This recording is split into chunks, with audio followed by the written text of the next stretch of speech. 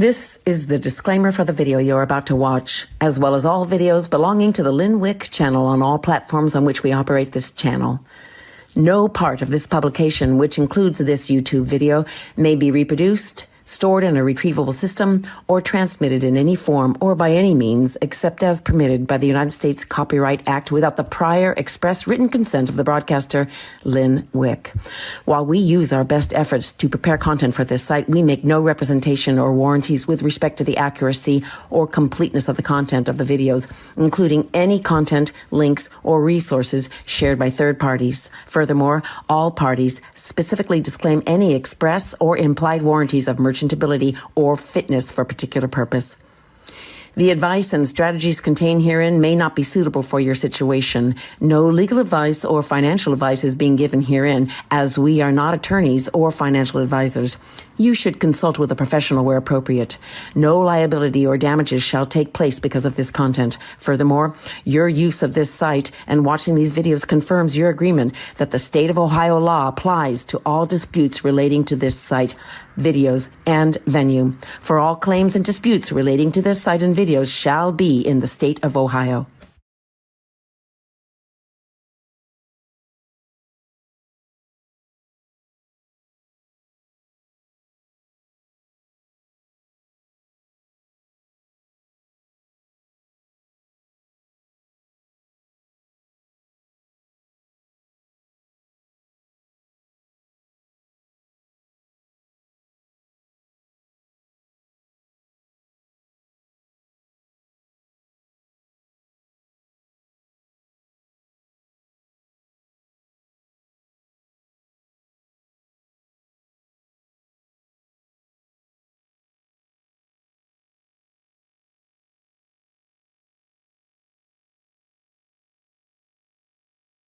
Circle. First, you need friends who are salt for you. Salt preserves you, it heals, it cleanses, and it brings out what is good. You need people who will not just tell you what it is, but they know how to tell you what it is. You need friends who will fight for you and with you. I'm not talking about drama. I'm talking about relationships that are strong enough for truth. Proverbs 27:6 says, faithful are the wounds of a friend. That means a real friend will tell you the truth even when it stings.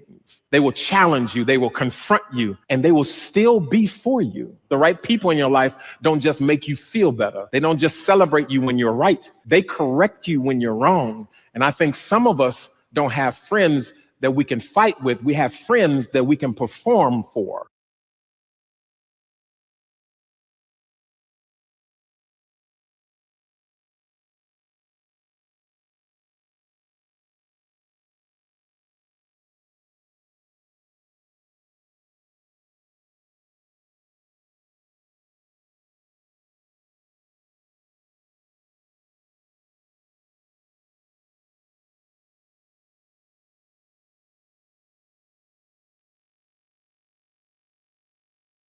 God will give you the vision, but he's not going to do the work for you. You can't pray for business and not show up.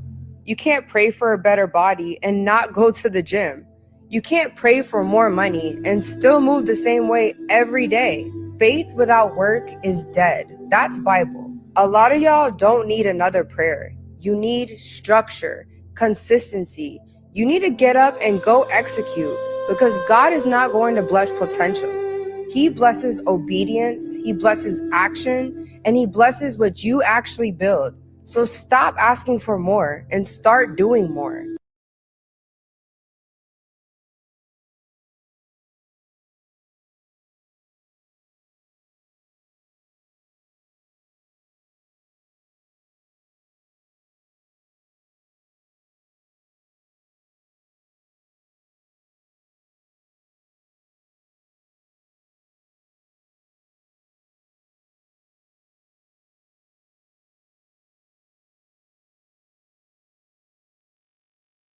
Soon you're going to wake up one day and everything will make sense. The delays, the pain, the confusion.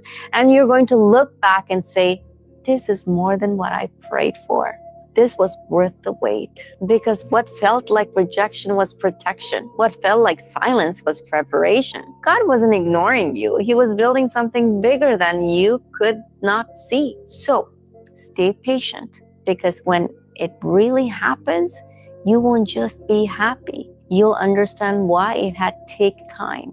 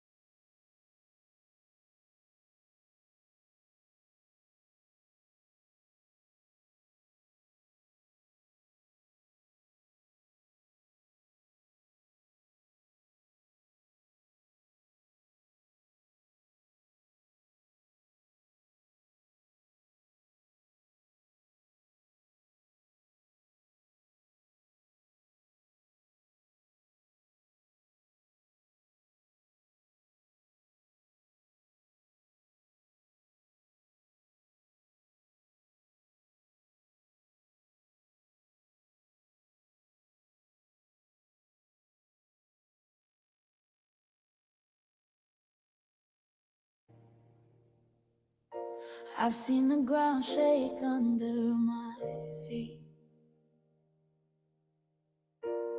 Heard every reason why I shouldn't believe. Watch doors close right in my face. Still I stay, still I pray. I've been tested by the waiting, pressed by the silence. But I didn't move when fear tried to speak. I stood right here, trusting God even when it was hard to breathe. I didn't run when the pressure came, didn't trade my faith for an easier way. I stay right where He placed my feet. I'm unmoved, unshaken, still standing on what God said. I'm unmoved, unbroken, even when the storm didn't bend. I didn't lose my ground, didn't lose my ground. I didn't let go, didn't let go. I'm anchored in truth, and I'm unmoved. I've had nights where sleep wouldn't come, mind racing, wondering how this turns out. I've asked God questions without answers, still showed up, still held on. I watched others walk away, watched plans fall through. But something in me wouldn't fall because I knew who was holding me. Even when I felt alone, I didn't quit when it took too long, didn't let the weight rewrite my song. I stay right where He planted me. I'm unmoved, unshaken, still standing on what God said. I'm unmoved, unbroken, even when the storm didn't bend. I didn't lose my ground, didn't lose my ground. I didn't let go, didn't let go. I'm anchored in truth, and I'm on. They tried to push me out of place, tried to wear me down with time.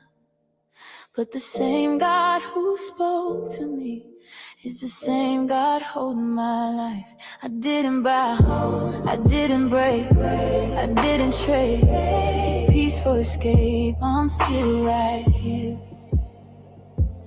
built on faith. If God said stand, I won't move. If God said wait,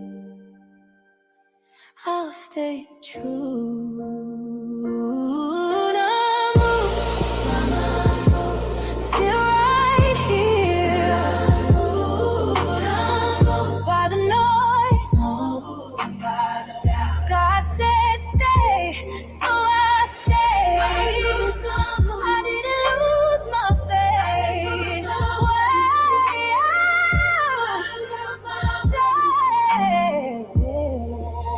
Still trusting, still believing, still standing, unshaken, still standing on what God said. I'm unmoved, unbroken. Even when the storm didn't bend, I didn't lose my ground.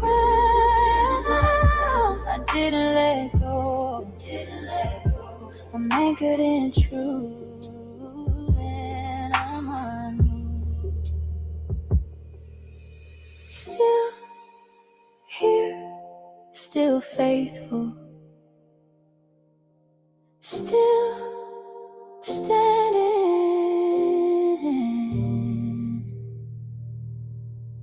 unmoved. If you need to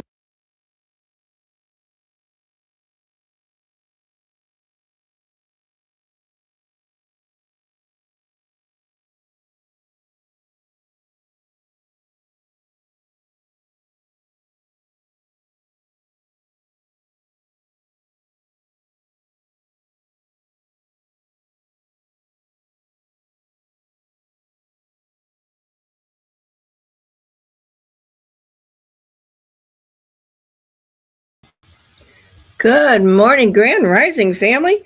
Wow, did you guys have a good weekend?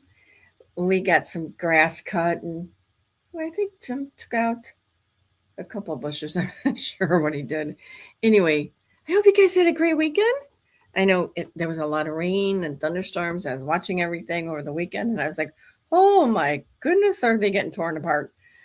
And I hope that's not any of you that got in the path of all this stuff. But, it seems like the weather keeps, one day it's raining, one day it's storming, and then the night's storming, and oh my gosh, we're finally getting sunshine again. But again, the weather's going to change. Whatever happened to that snowstorm? Remember the one Ryan Hall said, come on, we got a snowstorm coming, and it isn't going to be good. All I can do is laugh. Honestly, I mean, they want to try to scare you. And maybe he's on the bad side. I don't know. He's pretty good, though. When he says we get whatever, we normally get it. So that was kind of freaky that he came up now and said that. I mean, it was clear. There was nothing. And so I'm going, okay, where's the snow? And then it got up to 63, and I went, okay, there's not going to be no snow. All right, so strike for you now, Ryan. Did you get any snow? Maybe you did. I don't know. But I know we didn't even see it. It was 63 and sunny. Actually, it was a beautiful day. Oh, my goodness. All right. So, see, these are things that delay me because, you have to send it off to say, is this true? And when they don't answer, you got to play it. So you play it. And it's like, really? Snow? But you got to play it. So anyway, and boy, did they get back to me this morning. I said, hello, don't call me when it's this time. I says, can't you just send me something? They says, no, we got to tell you something. But what they had to tell me was nothing. And I says, okay, so this was that important when I'm getting ready to go on the show. Seriously. They go, oh my God, I forgot again. So I do apologize for them, not me. I was ready and up and running, and I had to pause to take 2 phone calls, both of them wanting to tell me something. And I had to say the same thing to both of them. Come on now. Well, this person wasn't with information.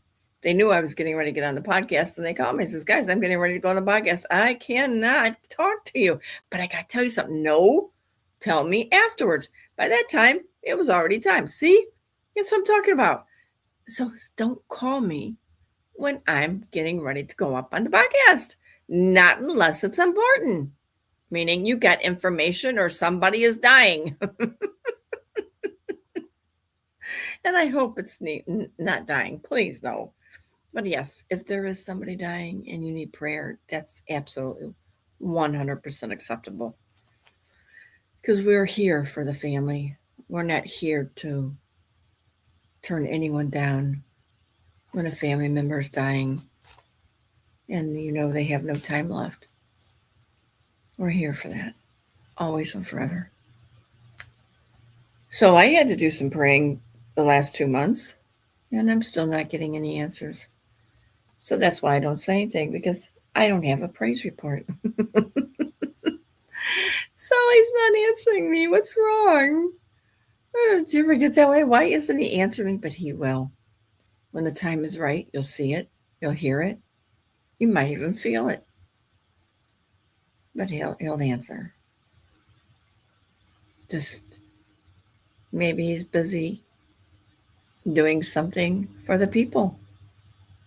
We never know what God's doing, do we? No. Because God isn't visual to us. He's spiritual. And that's a huge difference. We want to see him. We want to give him a big hug and tell him how much we love him. And one day maybe that might just be possible. And if so, I am going to do it. Family, I really do hope you're having a great morning.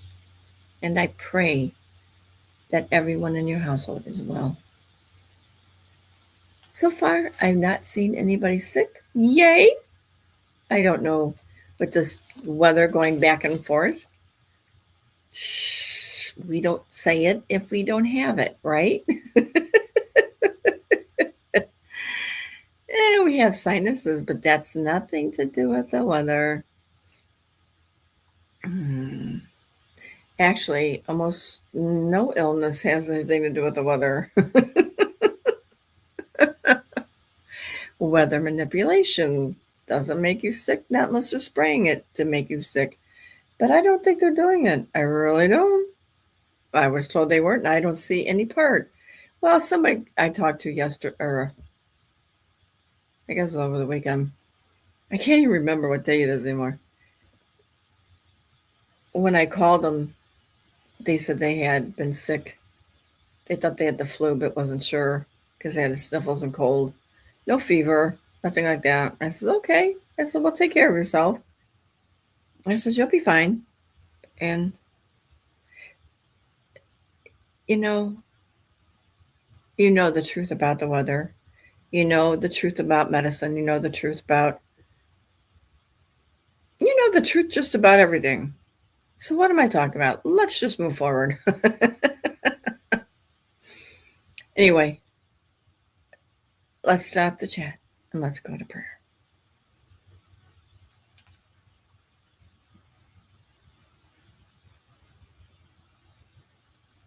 Father, we come to you this morning. We thank you that we have beautiful weather out here. The sun is shining. It may be only 46 degrees or 48 degrees, whatever it is.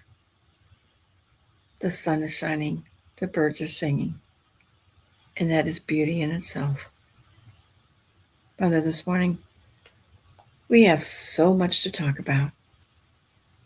And the truth shall set us free. Some, we don't know if it's really truth. But it's things I want them to hear. And they can decide for themselves. We're not always here to be decisive or precise. We're here because we're learning truth. We're learning you. We're learning about friendships. Just about everything.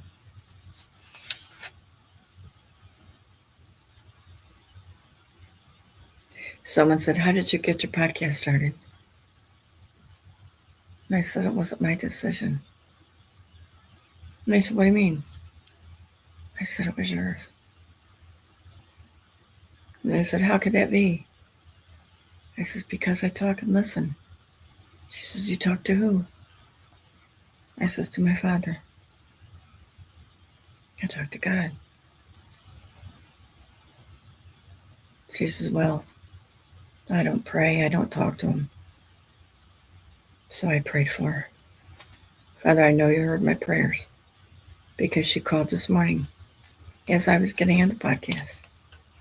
And she said, this is important. I let you need to know that I believe. Oh, Father, that itself brought tears to my eyes. I didn't ask why. I just listened. And the story was great and awesome. She found her way to you. And I'm asking you to wrap your arms around her. To show her the love. To show her truth. We are so grateful that you love all of us. Each and every person. You love no matter what. And this is what this channel is about. Love, peace, and knowing you. We show things, but we've prayed over them. And we said, Father, this is the truth. When in doubt, we send it off and we wait. Father, I ask that you give everyone the gift of love, the gift of knowing, and the gift of truth. The truth about what's going on, the truth in their life. And may everything that they know but inside themselves be a secret only to them. The world doesn't set on a globe. We don't spin. We stand still. We stand tall. This morning, guide us as we go through the day, the evening, and the rest of the week. May you find grace, yet joy in the things that we do and say. Our tongue is sharp.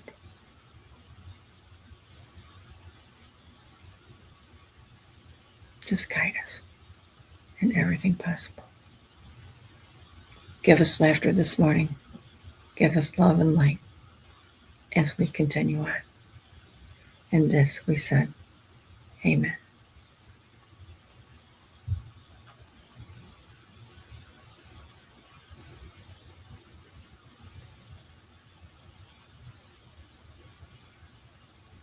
All right, I decided that we're not going to do meet and greets this morning. I got some things I want to go over with you. Hold on.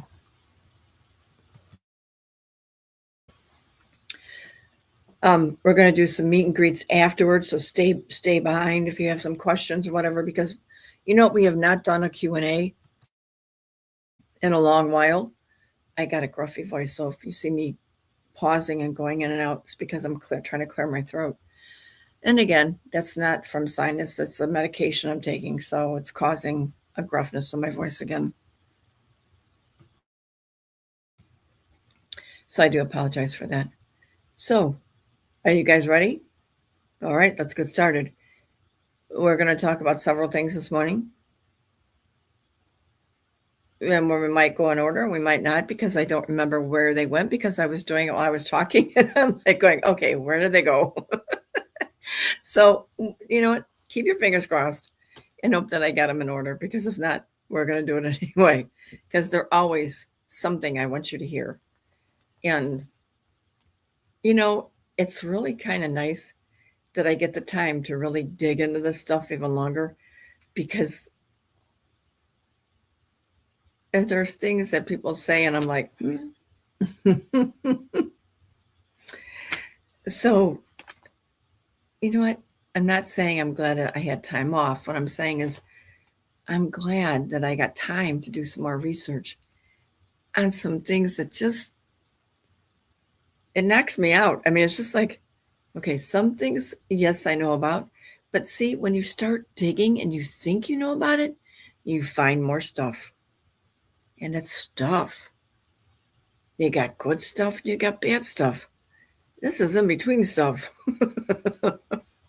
Some is questionable, but it makes sense. And I know you're going to say, oh, no, no, no, no, no, no, because I seen more that I couldn't put up on here. And I'll show you why. I can tell you why. I can show you why. But let's get started, okay? Are you guys ready?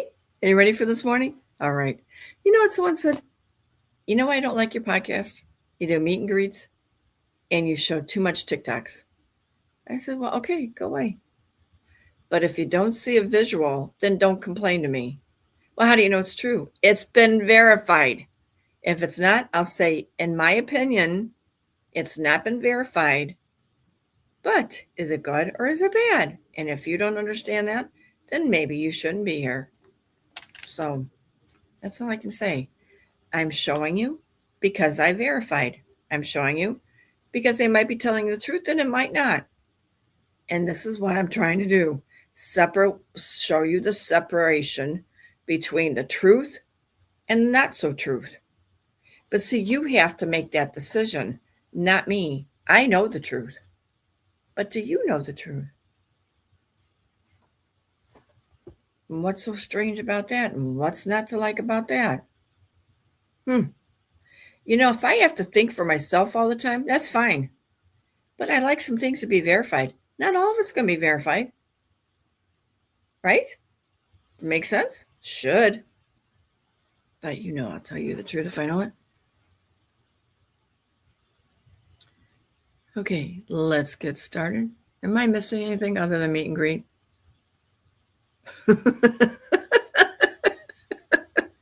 It's kind of strange starting off early again. All right, see, I got kind of twisted around with those phone calls. Phew. All right, so we're going to go from yesterday. I have a couple from the day before, but it's because they're truth, because they're telling you.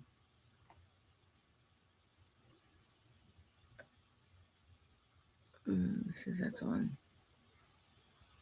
All right, so we're going to go to the White House.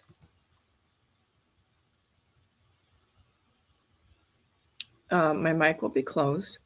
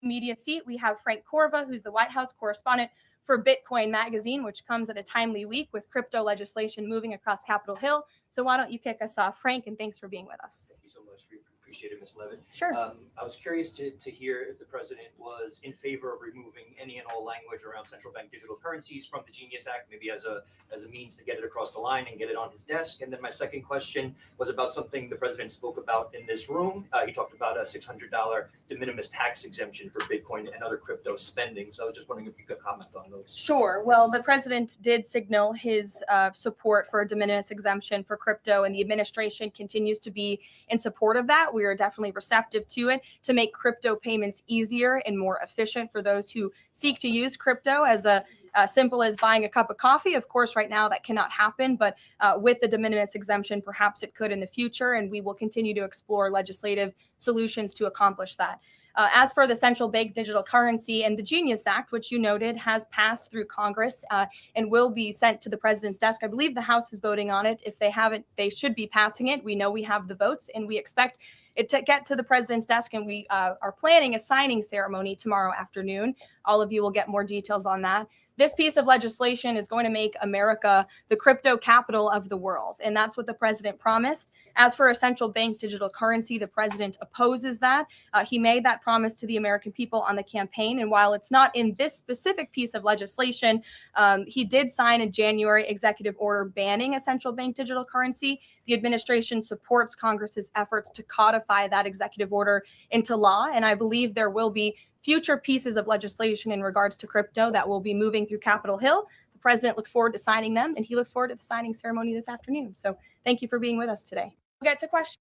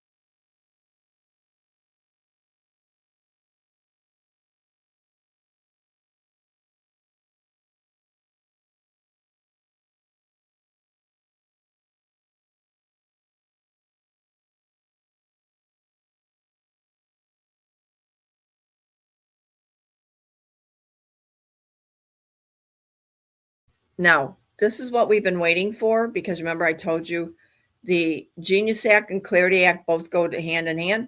One has about the foreign currencies. The other one, Genius Act, has about, no, I'm sorry, that has the crypto in it. So once this passes, which it'll pass around actually this week. It's already there, and it looks very promising. And as I said that to somebody, a video came out.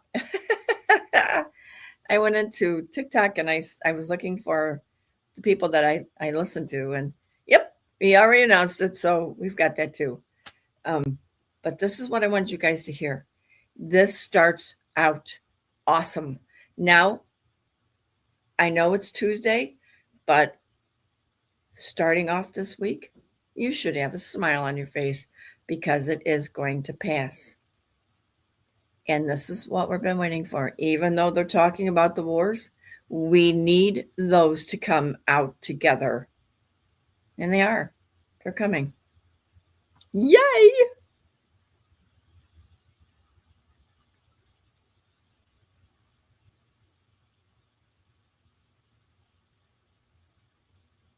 Okay, what did I just do with that one?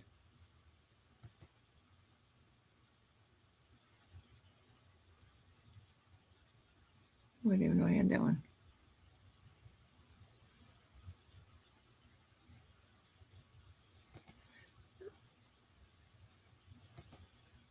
Oh, I must have. Oh, wait, hold on.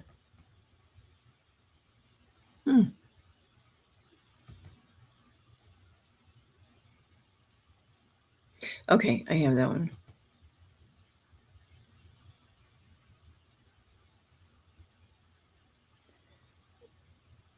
Okay, so let's turn around a little bit. I want to cover this with you.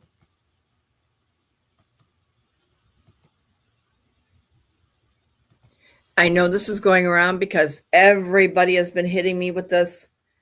So I want to cover this with you.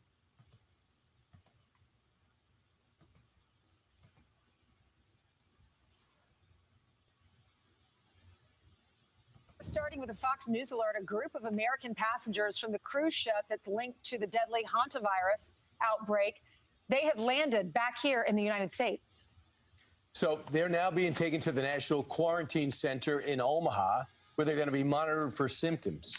So as these travelers make their way to homes in countries, more than 20 countries around the world, their respective medical teams are addressing how to contain the virus. As of this morning, a French passenger and American passenger have tested positive. Another American currently has mild symptoms. These 17 Americans are now back on U.S. soil as of this morning. 2 of them traveled in the plane's biocontainment unit. Each individual will undergo clinical assessment and receive care based on their conditions. That's according to the Department of Health and Human Services. And if you're thinking this all feels like 2020 all over again, doctors address those concerns. We have a team on the ground that's going to help these 17 Americans, bring them back to a facility in Nebraska. We're going to have them isolate for about 42 days. That's what the literature says. We've handled outbreaks like this before. My message to the American people is, please don't worry. This is not one of those things like COVID where there's 15 different alarm bells. Currently, there are 6 states monitoring people who have traveled on that ship recently. The passengers who disembarked yesterday in the Spanish Canary Islands were sprayed with a disinfectant. They were met with personnel that you can see there in this footage with full hazmat gear. Experts believe that the initial infection happened before passengers began the trip at the beginning of April in Argentina, likely from rodent exposure during a land excursion in Patagonia. The hantavirus is contracted typically with contact of rodent urine, feces, or saliva, and 3 people have died since this outbreak began. Okay, so now I want you to stop talking about this because I'm going to show you some. Let's go on to the next one.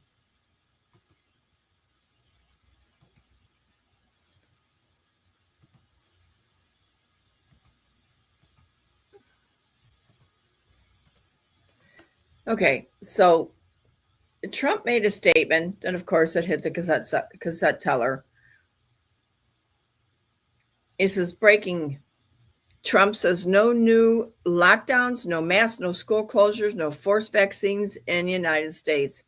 President Trump told the World Health Organization that the people pushing fear, he will not allow it. Left wing wants to bring back COVID restrictions, but Trump said no. There would be no school closures, no mask rules, no vaccine orders, and no U.S. money for them. Okay, so as I said before, they were going to try to pull this on you. So let me get that one out. Okay, so then I went looking because I've heard that word before. So H-A-N-T-A. So it's Hanta or Hante. I had some girls say Hante. So, okay, Hante in Hebrew is slang for scam. Always looking up Latin and Hebrew root meanings. If you ever get foreign language and you don't know what it's saying, always, always, always look it up, especially now in this movement, because you see what it's done. Fake, scam. They use foreign language. If you don't know it, and these people out here don't know it because that's one of the phone calls this morning. So I didn't have time to explain it, but I will call them back. Anyway, fear should not be put into the people once again. You know, so, the first thing she said, oh my gosh, COVID's back. I go, no, it's not. I can't talk right now. I'll call you back. See, that's fear. I heard fear in her voice. So why are we fearing? Even before Trump said no, this was already out.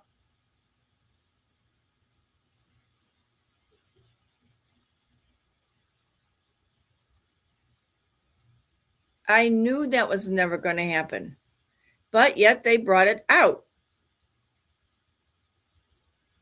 And now people are calling and they're scared. They don't want to go back having to be forced to wear a mask. They can't afford to lose their jobs. Don't you think enough destruction has been done? Think about the country. If they don't know the truth and that came out over there, don't you think they're being told to lie?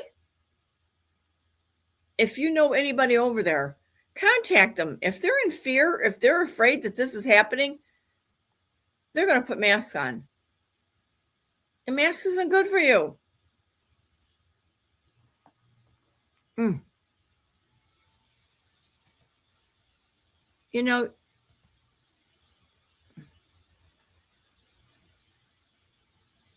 I hope Trump stays to his word that this does not happen. Because World War III came up again, and he said that wouldn't happen, and it's up here again. Oh. I only listened to Trump a couple times this weekend. I really didn't listen a lot because I'm tired of hearing what he's got to say. It's blah, blah, blah, blah, blah, blah, blah. But he did have some good stuff.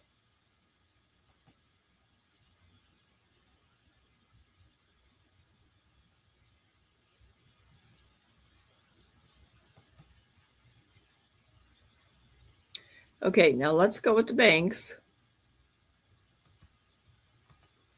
My mic is open. Again, the Clarity Act is set to go to Congress for a final markup on May 14th. This is the single most important piece of crypto legislation that has ever come out of Congress. The banks have been fighting on one issue, and that is the payment of rewards or yield on stablecoins for consumers. The banks were told last week by Senator Tillis that they're just going to have to agree to disagree, and that the compromise that was reached by the Senate is going to go forward. Well, the banks don't like it, and they have proposed new language for the markup bill, which basically eliminates all stablecoin rewards. The banks understand that they are in trouble if stablecoins go live and if consumers have options on how they can earn on their money. Rather than innovating and using the technology that blockchains offer, the banks have decided to spend a year fighting the stablecoin issue, and they're going to lose that fight. And they're now realizing that moving money is going to near zero fees and instant settlement, and banks can't compete with that because they failed to innovate, but instead tried to stifle innovation. I wrote the book, Make Your Wallet Your Bank, and I discuss this very thing, how consumers have options with fully regulated stablecoins and how they can use fully regulated stablecoins to move money on their terms instantly and for pennies on the dollar. The banks don't like hearing this. You should probably download a copy of my free guide and learn how you can break away from the banks using fully regulated stablecoins. Well, the banks are at it again.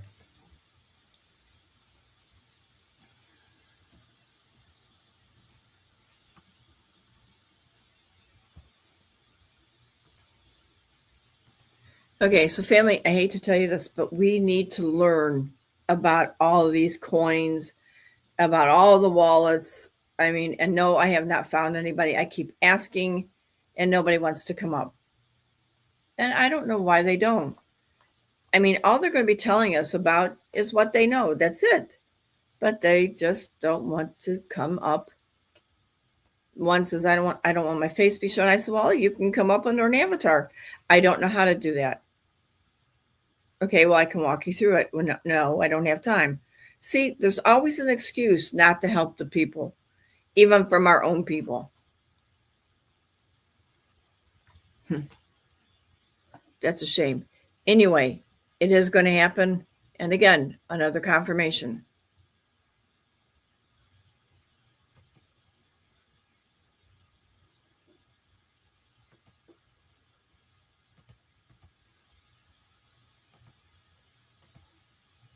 Just put this out. The Senate Banking Committee markup for the Clarity Act is set in writing for Thursday, May 14th.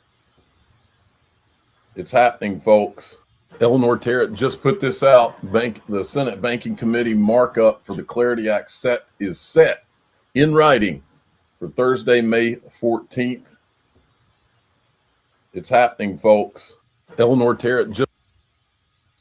All right, so he's saying May 14th. That's what I've been told. So we're going to have to look to see if it is finalized and going. I will be on the lookout for it so I can show you the bill. I know the bill is already there. You can't take it. So it's moving forward. You see what I say?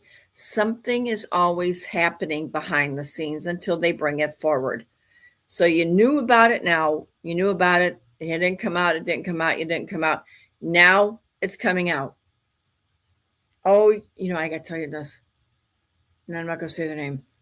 I listened to a podcast that I absolutely wanted to blow up. I'm not going to blow them up, but I'm going to tell you something.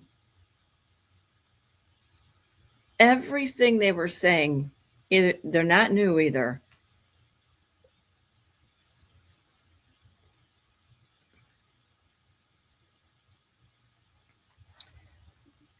The proof is always somewhere. When somebody says there's no proof, what? And he kept saying, show me the proof, show me the proof.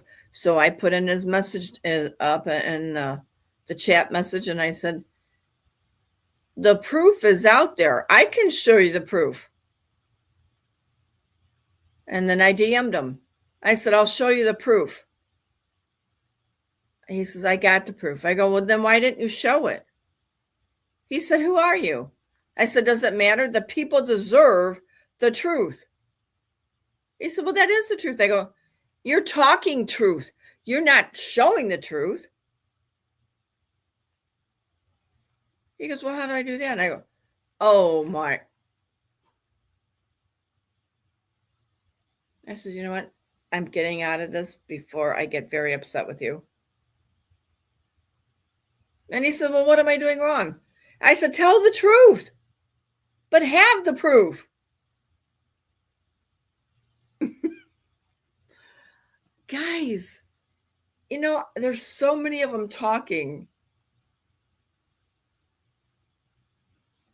and they're not showing you the proof of it. You know, if you can verify a TikTok person that does their own TikTok, that's proof. Or they were put in there by the ones we call the military. And there are many in there by that. The military placed a lot of people in there only at the end, not at the beginning. And you knew that. They weren't telling you the truth. And you kind of figured it out along the way, didn't you? Why'd they do that to you? Why did they get us all in that? Woo, look what's happening. Look what's happening. Been here for how many years? Been hearing the same thing over and over and over. Oh, it's still happening. It's still happening. People are still saying things that nope, nope, nope, nope, nope.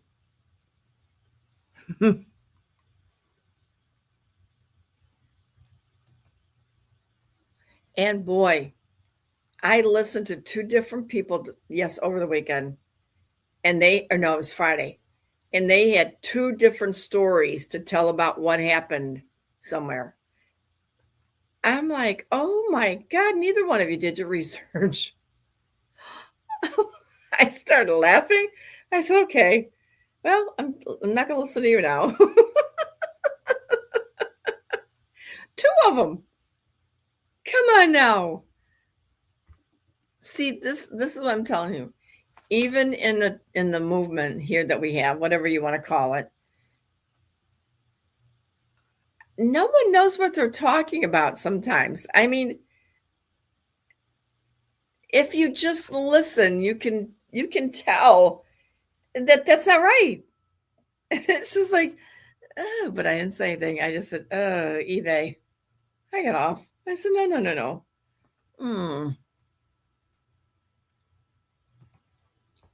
You should always know the truth. When you're showing something, it's been approved. When you know somebody, they come up, they're telling the truth. The only way you're going to know is if the truth comes to you or you go digging for it. And that's the only way you're going to get it.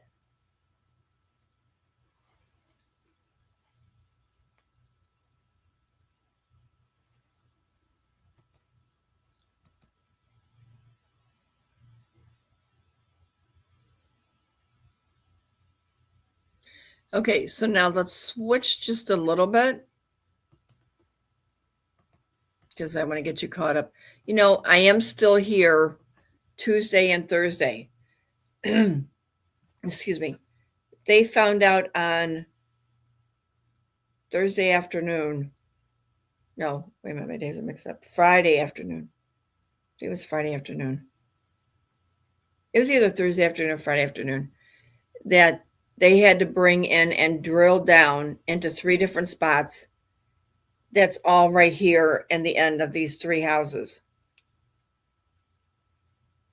I said, drill? They said, well, we're going to use we're going to try jackhammers. And I said, so you're removing something. What are you removing? And he put his head things on, and I tapped him on the shoulder. I says, what are you doing? What are you moving? And he just kept doing it. And I tapped him again. I go, hey. And he takes one off. He goes, what? And I go, what are you doing? What is happening out here? And he says, nothing. We're just trying to do our job. Is any of this making sense to you?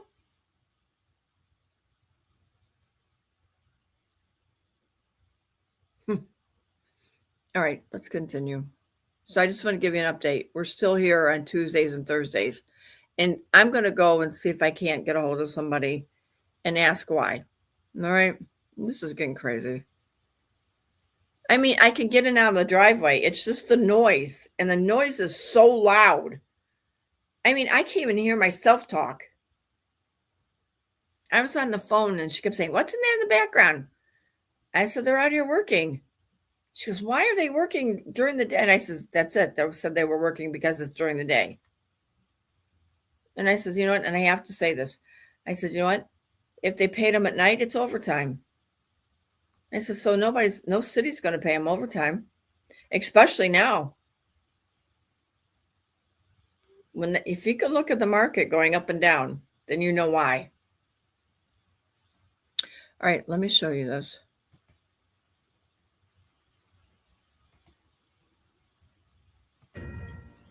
Welcome back. President Trump just spoke to Fox News' John Roberts a moment ago. He says he is now considering renewing Project Freedom, but he says this time around, the U.S. guiding ships through the Strait of Hormuz would be just one small piece of what would be a larger military operation.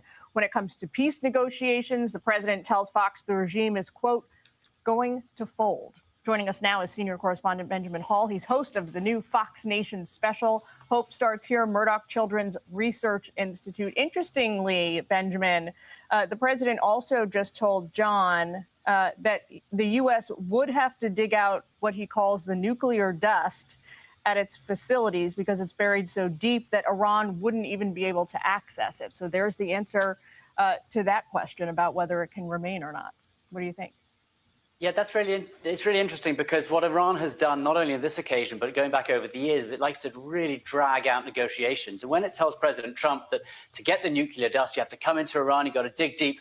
I mean, that's bought them months and months before they can solve the nuclear issue. And so I think President Trump has been very clear that if the Iranians just keep finding ways to prolong and extend the negotiation, then that's not going to work either. Instead, what he said is that he's got all these options on the table. He's got the blockade, which is working. He's now got Project Freedom #2, which he might start up. He's got military action. He even talked over the weekend potentially about the Space Force being involved in certain degrees. So President Trump is saying very clearly, I've got all these options on the table. The one thing that is perhaps concerning the U.S. and President Trump is the oil prices rising so high. Project Freedom deals with that, but he's not going to be rushed into making a deal that the Iranians are just dragging out. And so I think President Trump's been pretty clear ahead of his visit to China that he's got options on the table unless Iran comes back to them with a better deal. Remember, they called the deal over the weekend. He called it unacceptable.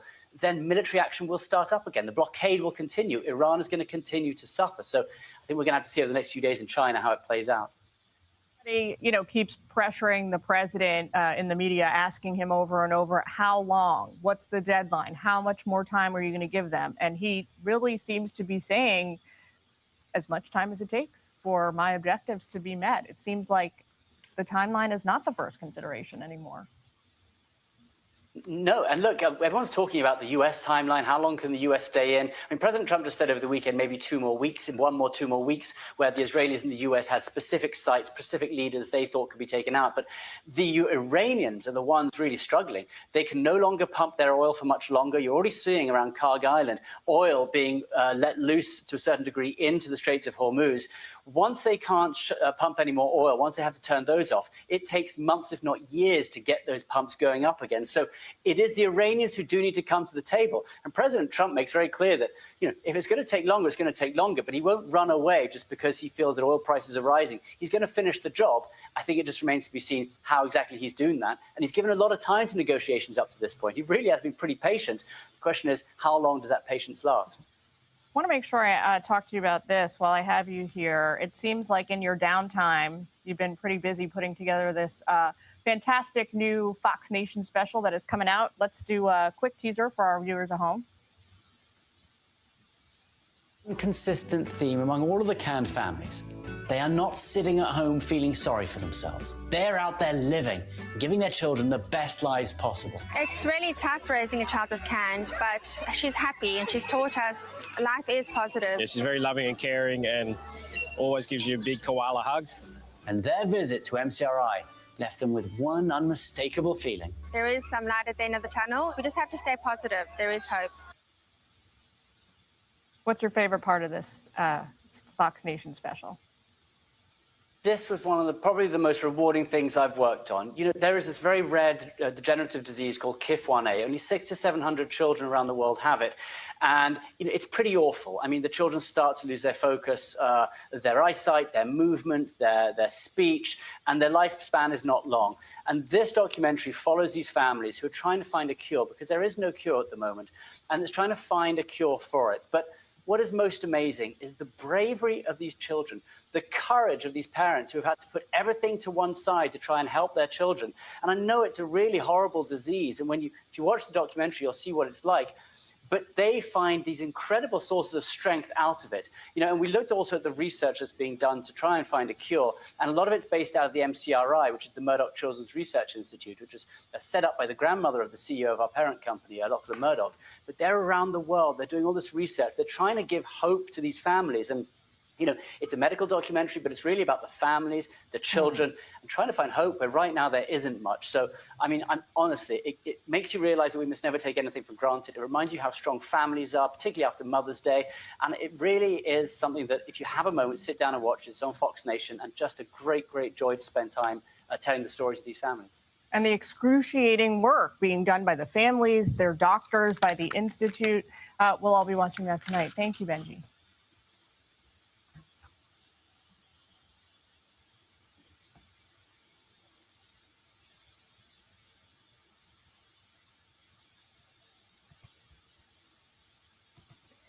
Okay, the reason I wanted to show you that, they're talking about two different things here. I don't know if you guys are paying attention. She abruptly interrupted and wanted to let him talk about the children and what they're doing for this disease they have. Okay, so you're talking about Trump and you're talking about the children's diseases. And we hope that it happens soon. What do you think they're really trying to tell you? You see, you've always got to keep in the back of your mind. There's always a reason people do things, especially when it comes to Trump. Trump goes here and there and this where and everywhere.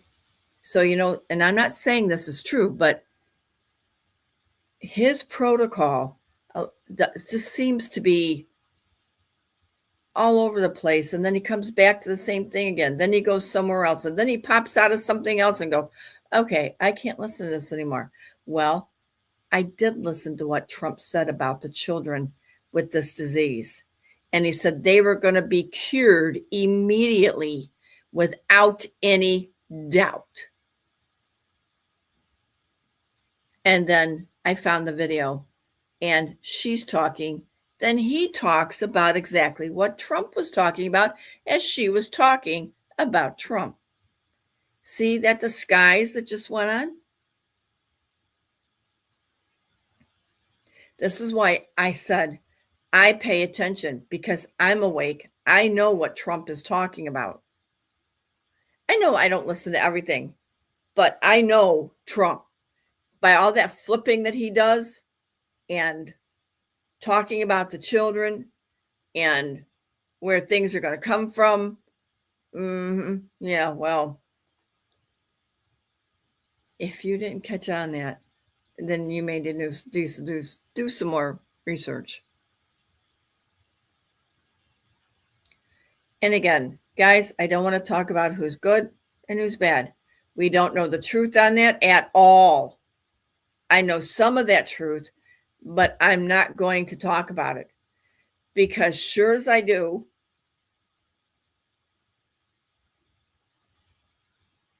I'll be putting my foot in my mouth. And I don't like that. So I don't want to talk about who's good and who's bad, not unless I know about it. Or you see something and it's verified, you can verify it. You know, ever since the beginning of this whole thing, all we've been through is nothing but lies. So it's hard to distinguish the truth from non-truth. But if you sit and listen over and over and over to almost everything everybody is talking about, you know the truth. You'll hear the truth. You won't hear the truth, because you've been here so long that you should know when they said something one way and they're turning it around and they're saying something else in a different way. There's something in between there that just quite isn't right. But you'll catch on. I'm not saying you're going to learn right away, but if you don't know it, you will learn it.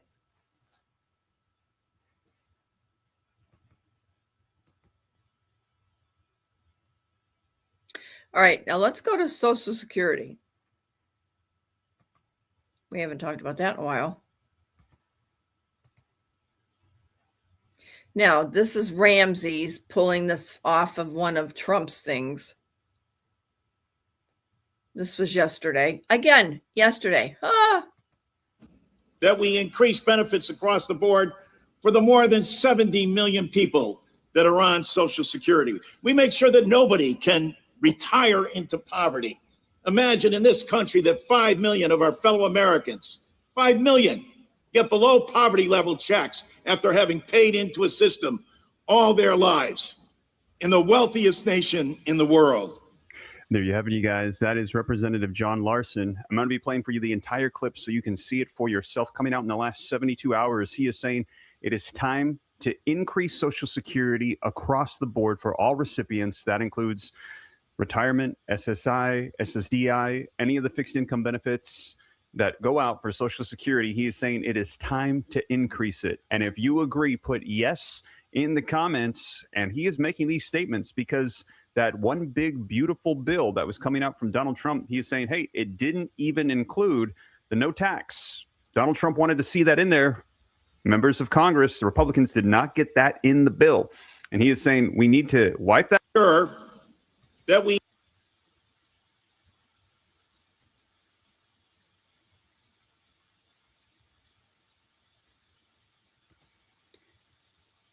Okay, so there is a bill signing tomorrow. If you watch it, Trump will be on. He will be signing more executive orders. They will be talking about the bills that's going to be going up for vote. I think it's at 1 o'clock. You could go on to Senate bills. There's a schedule for them. So you can go on there and you can see. Let's talk. Well, I can't help that. Let's talk more action. I can't help that. I'm in at the boat. Same with you. I have screamed and yelled at everybody that, I mean. All right. So if you remember, I don't know how many of you were able to get all of your Social Security paid back to you from the time you worked. Well, when I retired and I went into office, I sat down and he was going over and it took so long. He didn't say a word. And I sat there and sat there and sat there and said, what is he doing? So he turns around and he goes, well, he says, this is what you'll be making a month. This is what you're getting back. And this is what you made. And I says, okay. So I look down and I go, wait, no, this isn't correct. See, I filed online first. So I thought maybe there was a mix up. So they made me an appointment. Well, according to him, there's no mix up.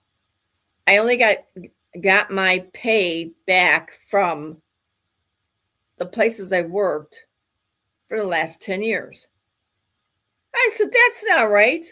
I've worked since I was 13. I paid taxes since I was 13.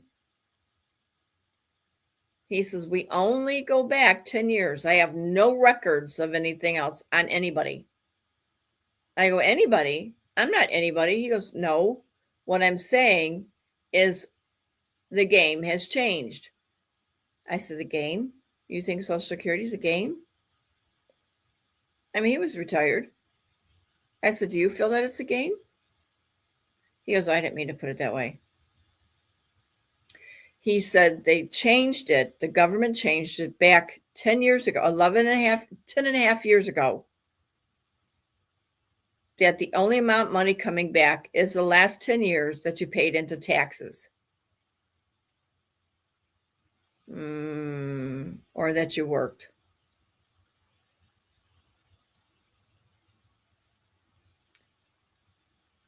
I said, what about the amount? And he goes, nope. He goes, it's off a scale. A scale? I said, let me tell you something. I worked hard for my money. He says, we all are. I says, explain to me what's happening. Because at that time, I didn't know anything. I honestly did not know that they only did 10 years and forward. I did not know that. I was in total shock. I sat down in the car and I cried. And I said, what is this government doing to us? So all the years that I worked, which should have been thousands and thousands and thousands and thousands of dollars returned back to me, I didn't get it. So now I bring home this puny little check for 10 years. 10 years. Your best years working are your early years. Did you know that? I know most of you know that.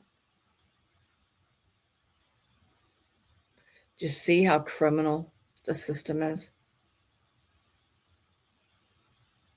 But Trump says he's returning all that back to the people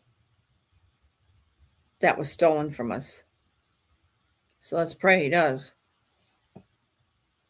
Even though to somebody that might be a small amount, but it's not the amount of money. It's the hard work you put into it and that you were due diligent to make sure everything was taken care on your checks, that you would go in and look at it and say, okay, that's right. But you see, I didn't always do that. I was always running here, running there, and this, that, whatever. And I just didn't always do it. And honestly,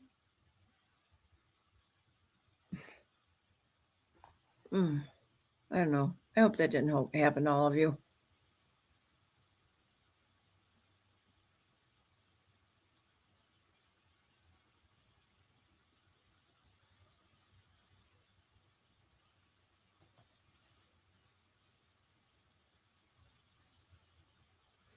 Okay, so here we go. So I think he's talking about the straight. I'm not sure. Let's listen to this.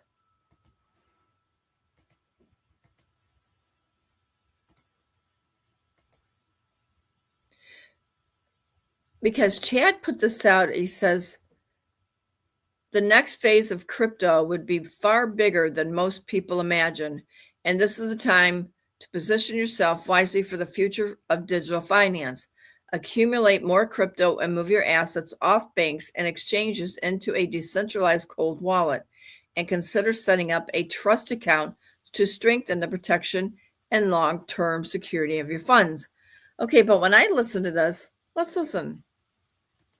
For 21 hours, and we've had a number of substantive discussions with the Iranians. That's the good news. The bad news is that we have not reached an agreement, and I think that's bad news for Iran much more than it's bad news for the United States of America. So we go back to the United States having not come to an agreement. We've made very clear what our red lines are, what things we're willing to accommodate them on, and what things we're not willing to accommodate them on. And we've made that as clear as we possibly could, and they have chosen not to accept. We have been at it now for 21 hours, and we've.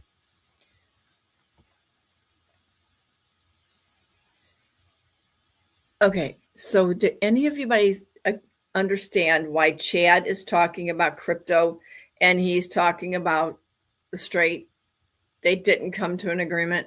Am I losing some translation in there? I need your help here. Come on.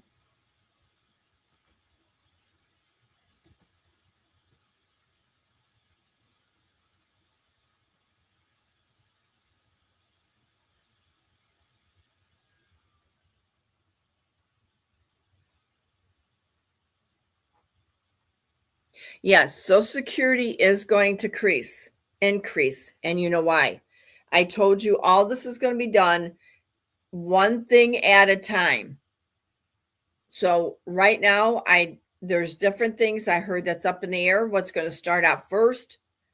But no matter what you get back, it's going to be huge. So I'm just trying to figure out that one. Speaking of Social Security, did I play that one already?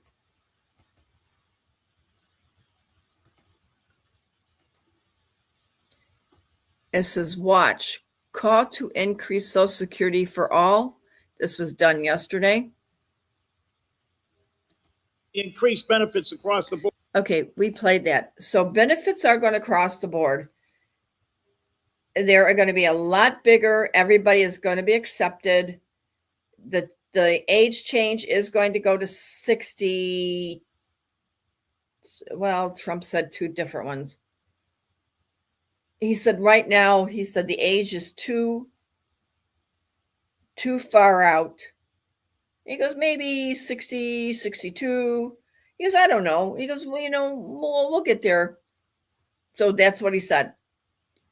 So I really don't know if it's 60, 62, but that too is going to be increased. He did say they would be 100% increase in the Social Security in the year of 2026. So there you go. And if I pulled all those videos, I'd be here forever talking about the same thing. All right, so let's talk about your mortgage now.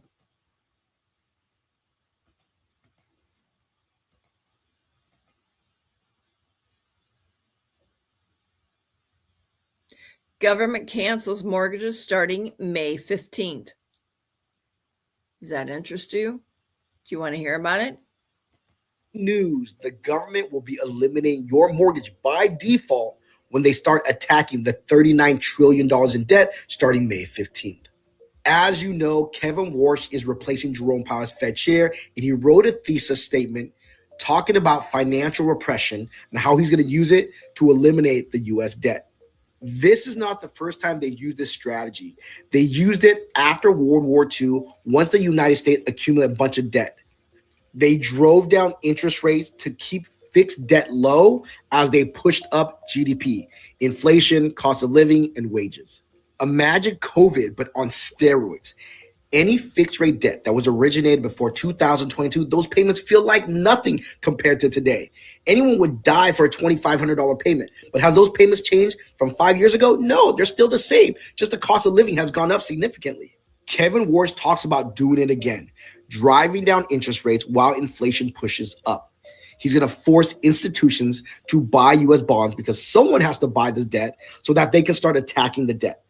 And by default, that's going to make your mortgage payment look so tiny because the cost of living will be so much higher. So window's going to open up for you to refinance and drop your payment or buy your home with a low mortgage. But the aftermath will be hyperinflation. The cost of living will skyrocket. Same thing with wages. Let me know your thoughts below. If this does happen, is this a good thing or bad thing for America? Also,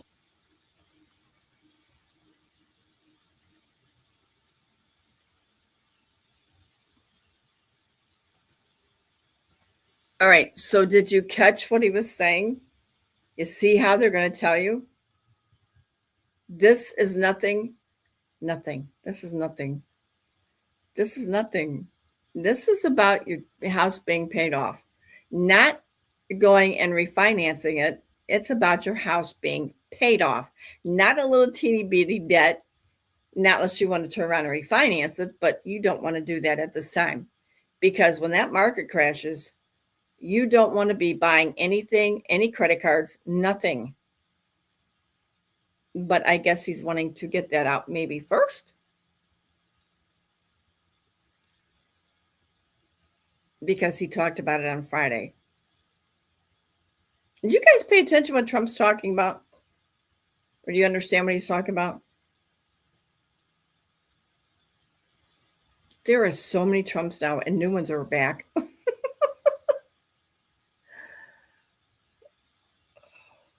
Oh my gosh, I'm telling you. You know what? If they just paid your debt off to your home, just your one home, that alone, just, man, I tell you what, I was smiling. And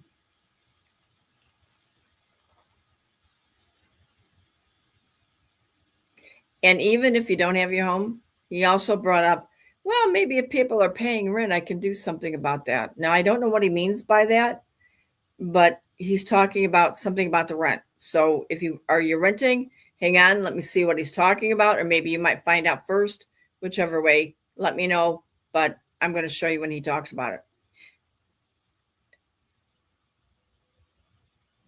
I'm only going to pull certain videos because it takes up too much space up here where I won't be able to show other things. So I'm just careful what I pick and choose.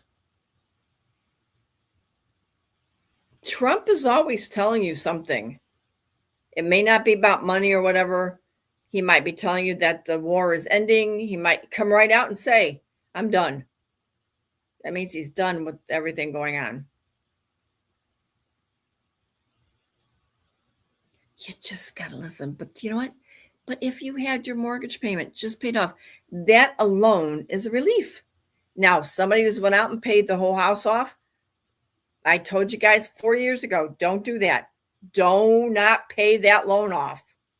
Just pay the interest. You didn't need to pay the whole payment, just pay the interest. So your house wasn't taken away from you. And I know a lot of people's lost their homes.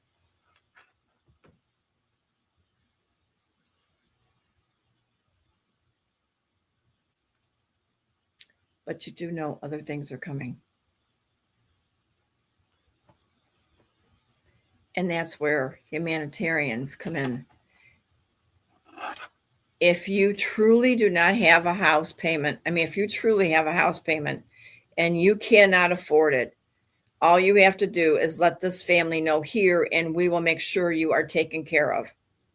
We all will have enough money to chip in and to take care of your house. There is no reason our humanitarians should be shuffled and put down. We should stand up and salute and make sure that everyone is taken care of, that you know. If you know someone in this family, which you should know all of them by now, you chit-chat enough, then we will take care of them. That's what humanitarians do. And I've been one just about all my life, that I, too, got rid of everything and had to start completely over. But that's because they needed it more than I did. Who thought it would go this long? Nobody. But it did. And so now we have to manage. We manage everything very careful. Who thought you would get sick? Many of us did. And now we have to manage that some way or another. Nobody wants to die. I don't want anybody to die. If it's preventable, we don't want them to die. We don't want anybody homeless, nobody with no food. We don't live in a society, well, we probably do now. We've never lived in a society where neighbors don't help each other, family doesn't help each other. But because of this movement, people don't believe you. But there are some are awakening. I heard the other day we're still at 20%. Oh my God, are we seriously?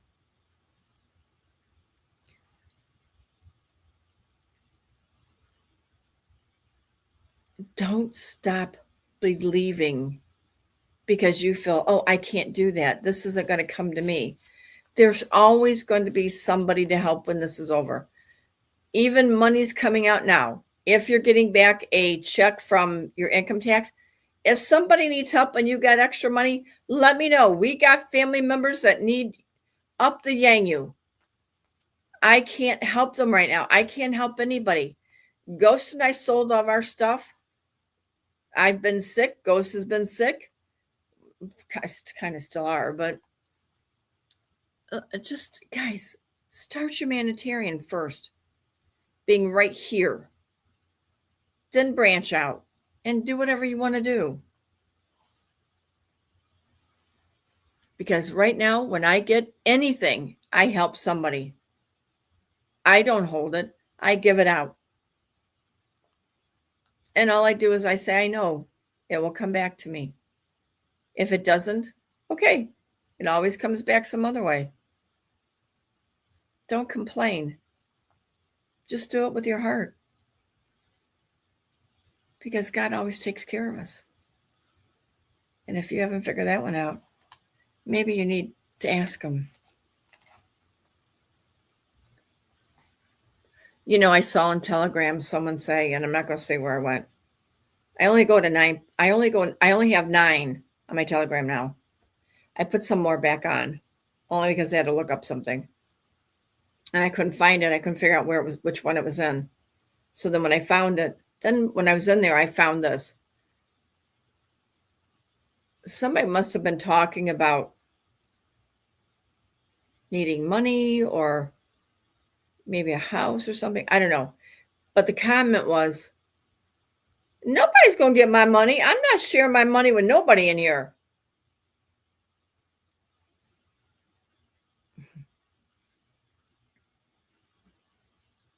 I really wanted to say something, but I didn't, out of the respect of the channel. If you see that, and oh, by the way, when I went down, I did understand what it was. Somebody's child had passed away, and the mother had nowhere to go. She didn't leave her will with her mom in it. I don't know the circumstances. So now the bank was telling her she had to leave.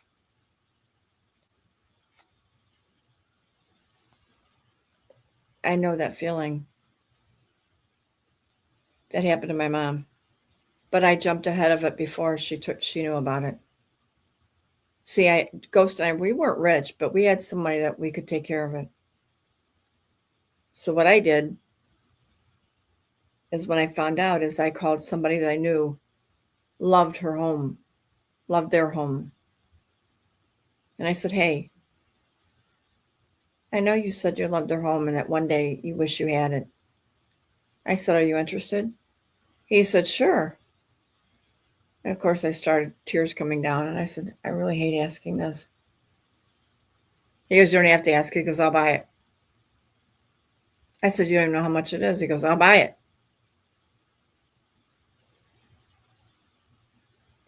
See, because I was sole person in charge of, not in charge, to help my parents. My stepfather passed first. So I sold him the home. My mom was very sick. So she really didn't know what was going on. And it crushed my heart that I had to do that. I really, really, really wanted her to have her home. But being as sick as she was, there was no way I could pay that and honestly say she was going to be here to keep it. I had already spent 3 months with her. My brother said he didn't want to watch her. So I said, I don't need you to make a decision. I already did that. I was just telling you, she's coming to live with us.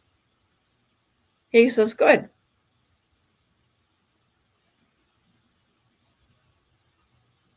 See, Ghost and I don't believe when people are sick. And my mom would have starved because she couldn't get out. Her neighbors passed, the 2 neighbors that she was best friends with passed away. They were older.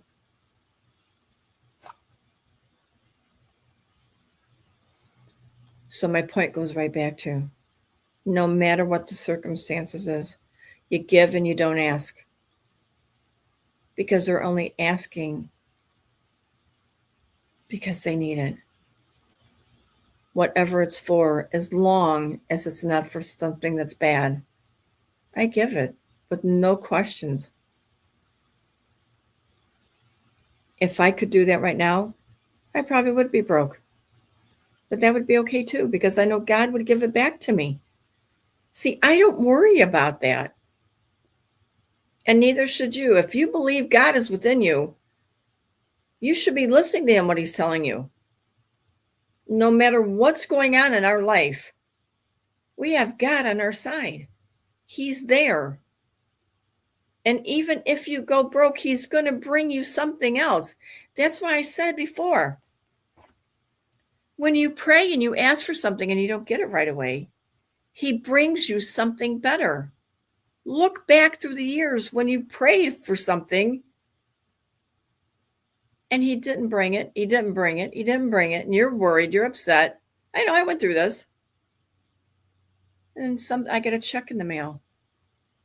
And I'm like, who's this from? And I look at it, I go, oh, I forgot all about this.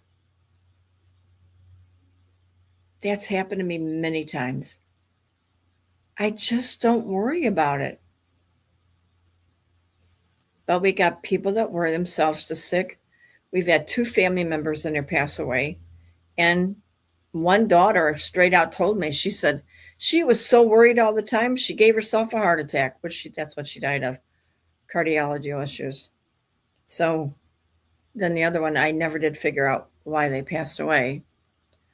I left message after message, and their children wouldn't get back to me. One, I think it's because they didn't believe in what they were doing or what they were into, because I think they thought they were in a cult. But you and I know that's the difference. Now maybe they'll wake up and feel bad that there was help, and they said no. Just don't get in that position.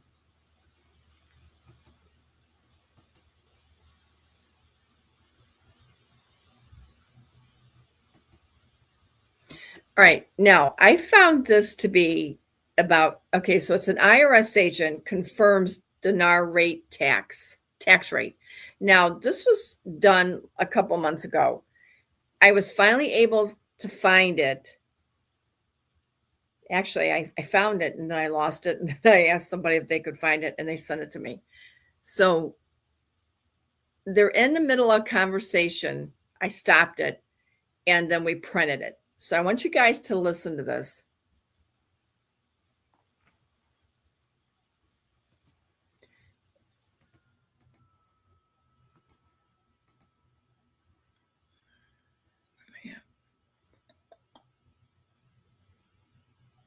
Just like that.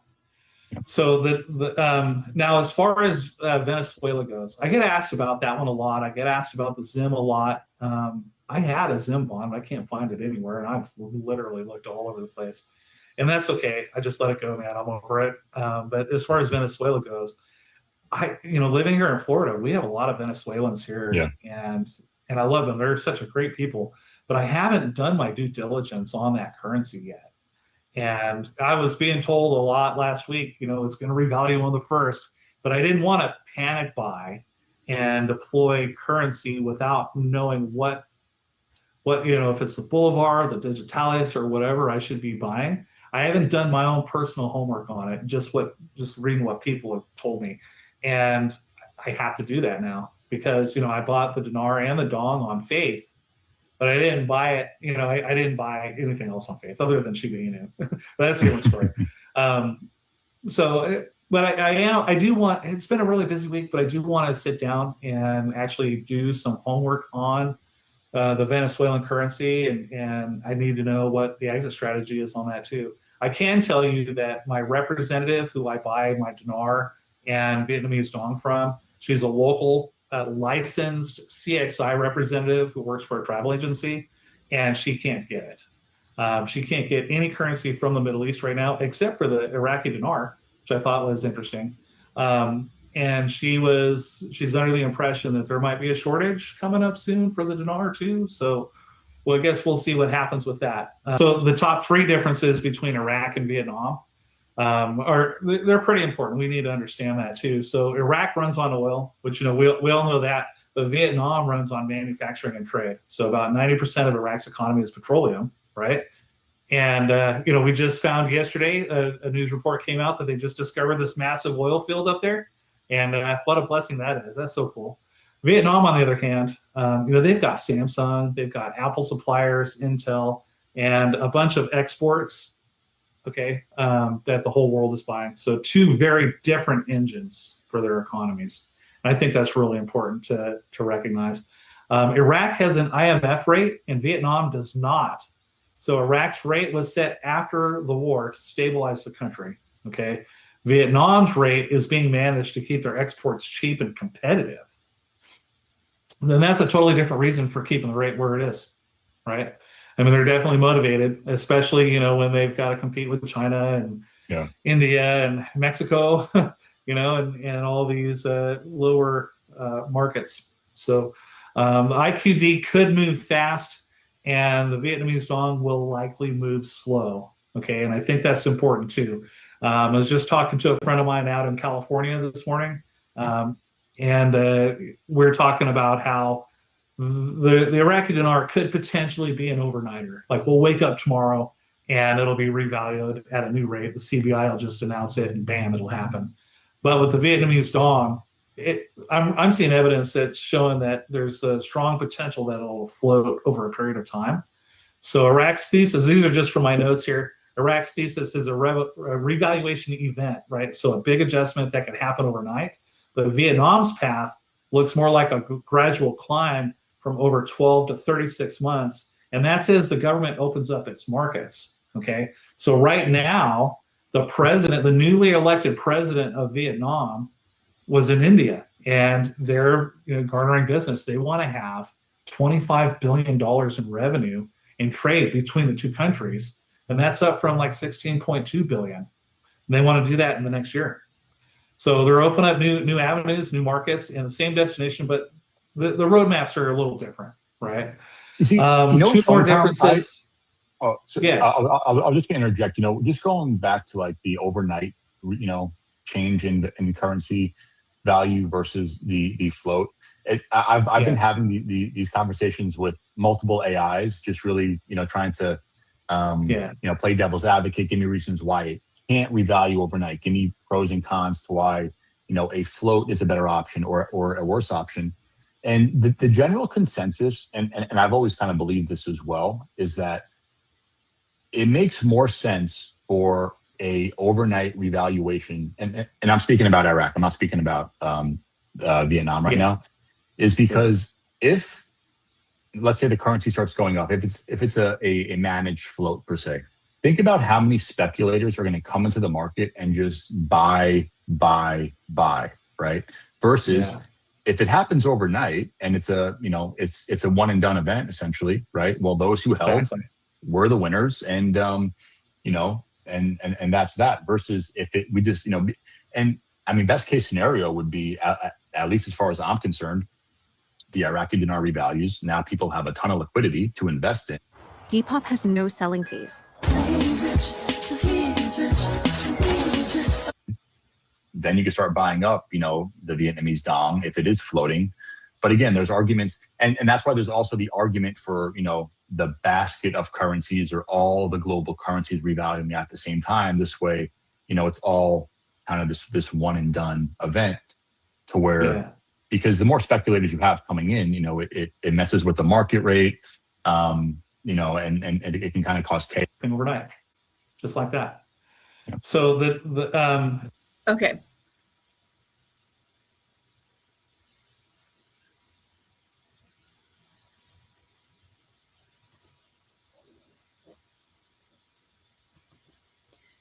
Okay, so let's talk about this for a few minutes because they said something in there you guys should have caught. Okay, so they're talking about Venezuela, talking about Iraq, and they're also talking about Vietnam. So now that's the third time I heard Vietnam just this morning. Now, over the weekend, I must have heard it probably 3 more times. So that's a total of 6, which numbers doesn't mean anything. I'm just letting you know. So I told you more than these countries we know about will reevaluate. So I went and I looked. Vietnam did reevaluate years ago. And they did have an exchange. Now, as he said, I don't know if it was him, but they don't really have a high volume of like heavy equipment or oil.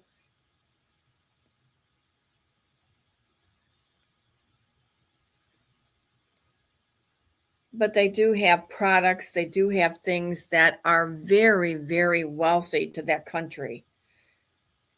We, United States, suppressed them just before the war, fake war.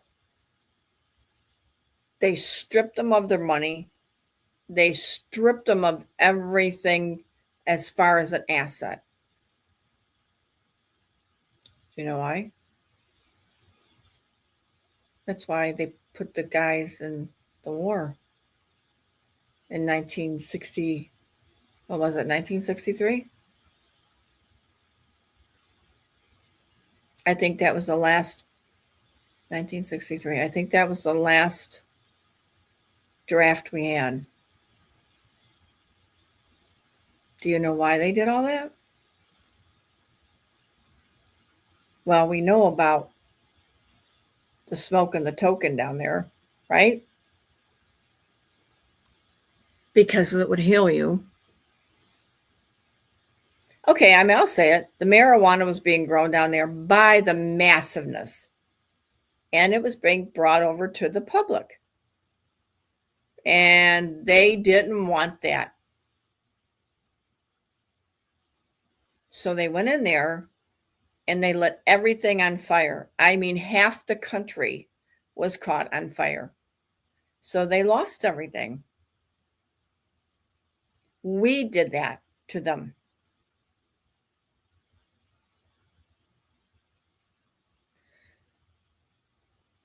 So some of the minerals has come back. Some of the weeds have come back. A lot of the weeds have come back. But we don't need that. We have our own growers now. But they do have some of the best there. So they are brought in, but only very small quantities than they used to, because we do have it grown here.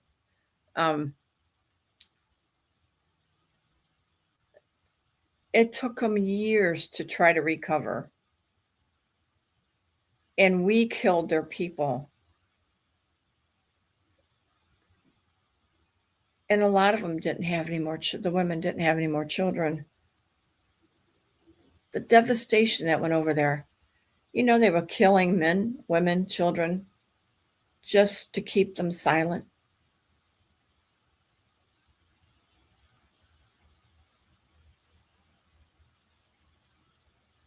That's why our boys came home the way they did. Is because they saw all that went on with those children, the women, and the men. Oh, tell me, Vietnam went up against it, but that was all planned.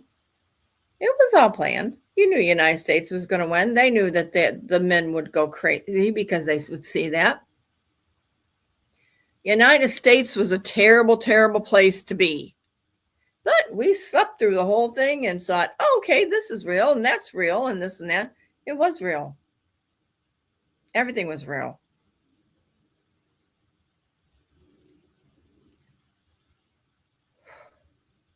The sad part is they couldn't recover fast enough. So one of the neighboring countries went over and helped them. Now, after all these years, they're back to where they need to be and actually better. So they will revalue. When? I don't know. But I know I saw them on when it was a couple of years ago. They were on the screen where you could see it. But I wasn't involved in it at the time. So but I smiled when I saw them because I knew they were suppressed for so long. You know what? I didn't check to see if Vietnam came up yet on the Forex. I don't know. And, everybody doesn't know how it's going to come up. Yes, it's going to be on the Forex. There's nothing going to be hidden. Trump has said that over and over and over. Nothing will be hidden from the people. Now I'm getting the tier 4B crap again. And I'm telling you, they got to stop doing that. Like I said, Telegram was full of new people there. And they're still telling them the same thing that they told us years ago. No. Come on. And I'm going to tell you what. There's one podcaster who I should be that I'm talking about,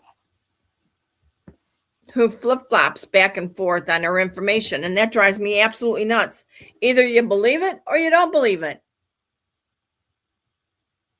What do you think you're doing to the people when you're flip-flopping back and forth about the exchange or about anything? You say one thing one time, then you're saying another one another time. Not unless it has actually come up that it is happening, something's happened. Nothing's changed. Everything is still the same. Whatever I'm telling you or showing you, whatever, it's still the same.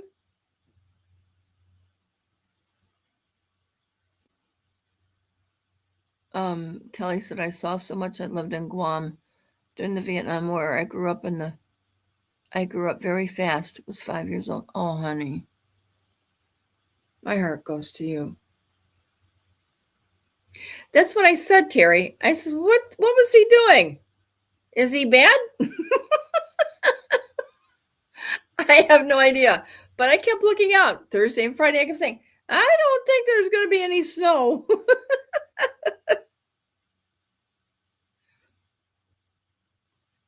Gordy says, I warned some lady that was shooting her mouth off and told her to quit spreading misinformation before she gets a knock on her door. Actually, Gordy, somebody did get a knock on their door. One of the podcasters I listen to, he's not back yet. I wonder what happened. I don't know what he said, but somebody said somebody paid him a visit. Well, I know who paid him a visit, but I didn't know if they took him or not.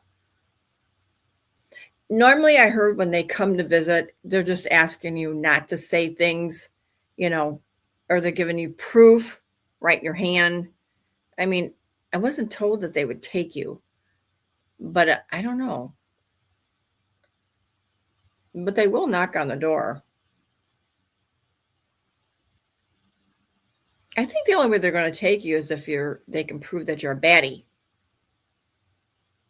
I don't know.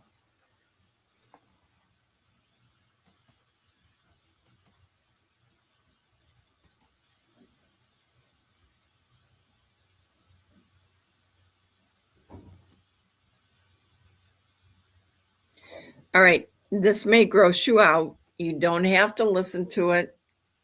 You're fine. But this is the total truth about something that is so horrible to me. But I was able to suck it up This was one I told you I had to get verified. And this was the one that was fast turnaround. I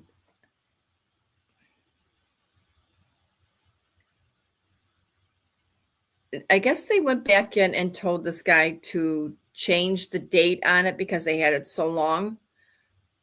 Because this is at least 2 weeks old. Maybe a week and a half. I don't know. But when I saw it, I said, oh my God, seriously? But then somebody said, hey, you said you want to show people the truth. That's the truth. I said, I can't do that. I got to send it in. So that's when I sent it in. And they came back really fast with it. And I sat on it for a day. So I'm going to show it to you today. If you feel you can't handle it, don't say anything. Just mute yourself. And I understand. Because this is happening.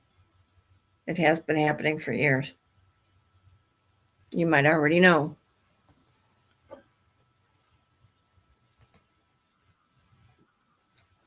Oh, I'm sorry. Hold on.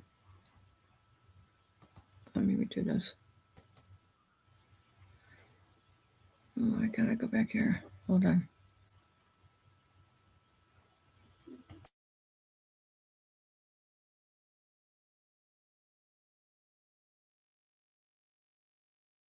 Feeding the dead to the living, you know the end is near.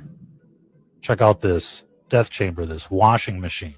They call it aquamation, where they liquefy the dead and then dump the remains down the drain to be recycled into the municipal water supply.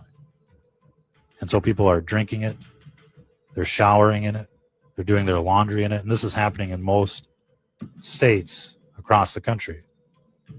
In most major cities, they're recycling dead people and feeding it to the living. What does that mean exactly? And they're grinding up the bones into powder. They call this calcium phosphate, which is going to be used for food processing. We think it's the wave of the future. This is the first machine in the state equipped to carry out alkaline hydrolysis, or liquid cremation. The process is already happening in about 20 U.S. states and was approved by the state legislature. It's much more eco-friendly. Brought in here, and they're put into this particular vessel. This vessel is filled with water. The funeral director then adds chemicals for the process. At McElroy & Owens, they use potassium hydroxide. Then comes the tilt. Once everything's locked down, we then crank this. There'll be a little pop here.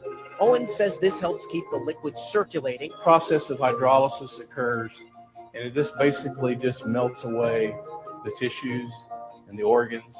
And when we're done, what we have left are skeletal remains. The bones are then dried and pulverized into remains you would normally get with a fire cremation, with some differences.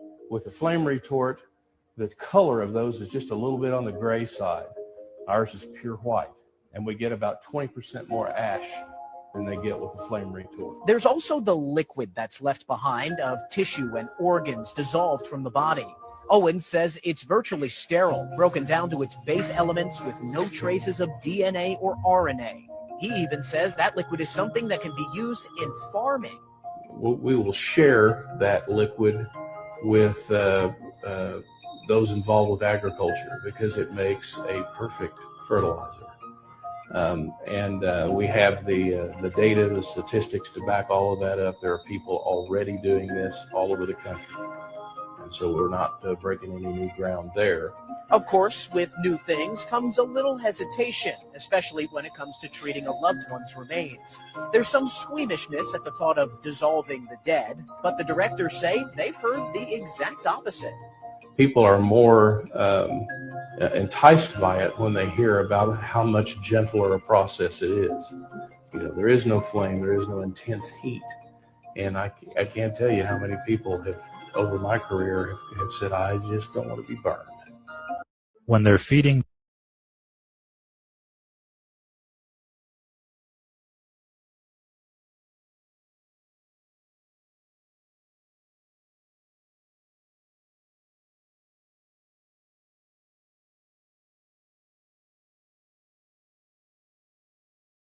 Okay, this has not just been going on for the last 5 years. This has been going on in experimental bodies without permission from the families for at least 15 years.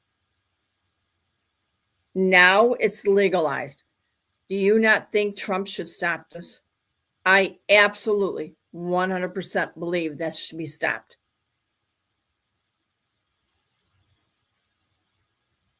They were only telling you a few things that's put in.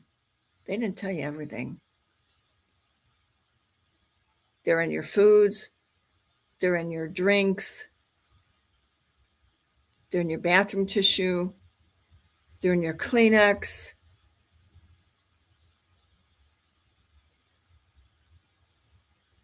See, when I heard this right away, I went to somebody that I knew that knew about this liquidation thing because I didn't have all the information. And I absolutely got sick to my stomach. He said they've been doing it for a long time, which I just told you. There are many, many more things. I mean, he's got a list that goes on and on and on, and I don't need to see that anymore. And neither do you. Just knowing that it's in one place and that they're even doing this is criminal. Remember when I said the bodies of people that died are not in the caskets? You just see them, and then they close the casket, and they take it in the back, and it sits there for hours. Then it comes out for the second viewing. Oh, why does it have to be in a cooler? You know, when you got a viewing, the body's embalmed, right? Some states don't have embalming. Here we have embalming. We have embalming. And they said they got to put it back in the cooler. Well, he told me different. He said they should never be in a cooler.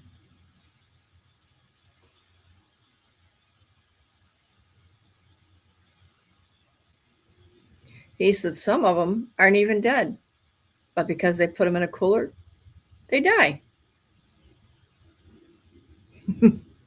You want to see my reaction to that one? I mean, what kind of a world do we live in?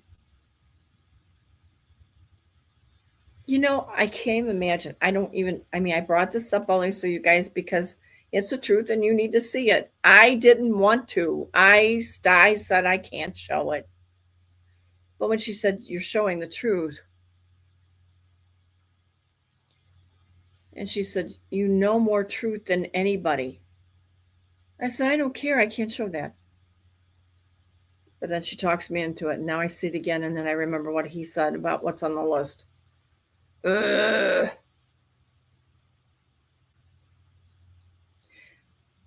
I never liked cremation. I just didn't feel. And everybody says, well, the Bible says dust to dust. That's not what he was telling you. It was just like,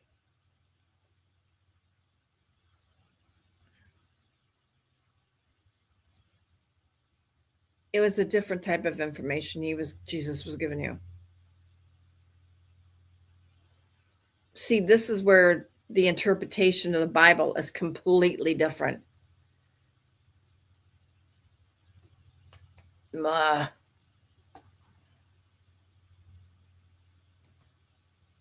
I'm sorry I had to show that. And I had to tell you that. But that's been being done. You want to pay attention. Make sure that your family members are aware if they choose cremation. Even if they don't choose cremation, I don't know if I would tell them or not.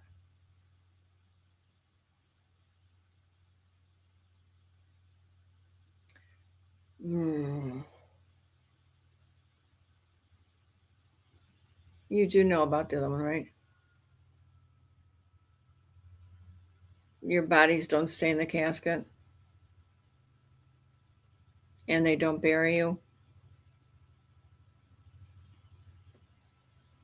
Don't tell them that.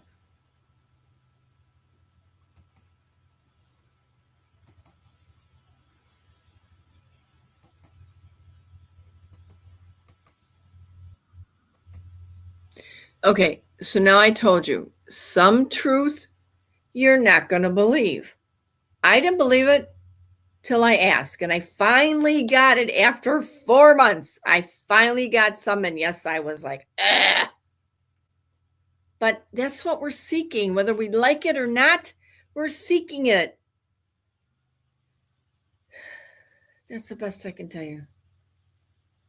Is if you want to know the truth, you've got to be able to take the good with the bad and the bad with the good. And I kind of mentioned this before because this is when I got it. And I said, ooh, could it be true? And you all jumped on me right away. Len, nope, that's not true. That's not true. Okay. Yes, Michelle was Michael.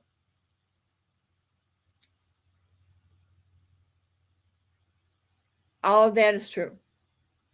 I also told you when I went down the very first time into the directory, that's what I call it, and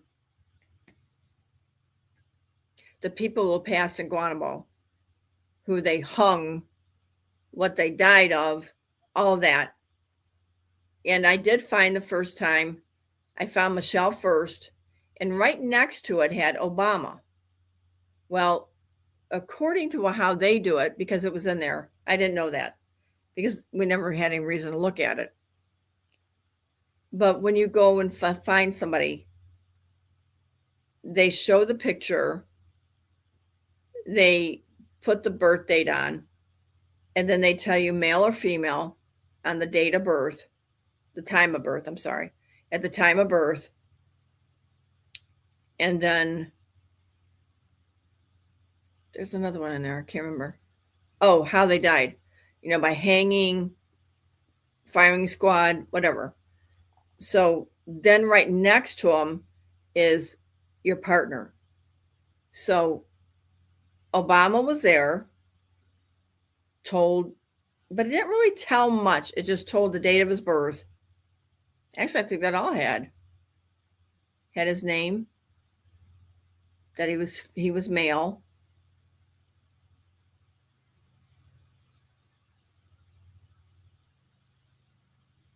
Yeah, it didn't say anything else after that. So Michelle's, because the name at birth was Michael. So Michael was on there, and her real, not her married name, but her name by birth, the full name, which I can't remember the whole thing right now. Well, okay, that's fine, whatever. So I went back because I had to find something about Obama. So I kept digging and digging and digging, going, wow, this is way down there. They must be doing a lot to all these people already. Because the first pint, when you go into there to look, when you get in there, you have to keep scrolling because the first top is all the other foreign countries. And that's kind of strange because they're doing crimes against humanity. So why are they in Guantanamo Bay and then they're put into the registry? See, that's another question I have, and I can't get that answer. But anyway, you keep scrolling, you keep scrolling, you keep scrolling. After about 400 some pages, I found one, which was an important one, but I found one. Then I kept scrolling again. And I mean, it takes you forever to find these people. There's no way to put in there a search for them. It's just, you have to dig. So I finally found Michelle again. So Obama should have been next to her. So I walked away, got a drink of water, a bottle of water, and came back, and I sat down and I went to go read about this thing I needed for Obama. Well, he was gone. So I'm like, wait, where's he at? So I kept scrolling up and scrolling down and trying to figure out, okay, now where would they put him? Because I thought maybe because he was the so-called president that they would have put him maybe with a presidential. Nope, not there. So I come back and I find out that he is alive. And I said, what?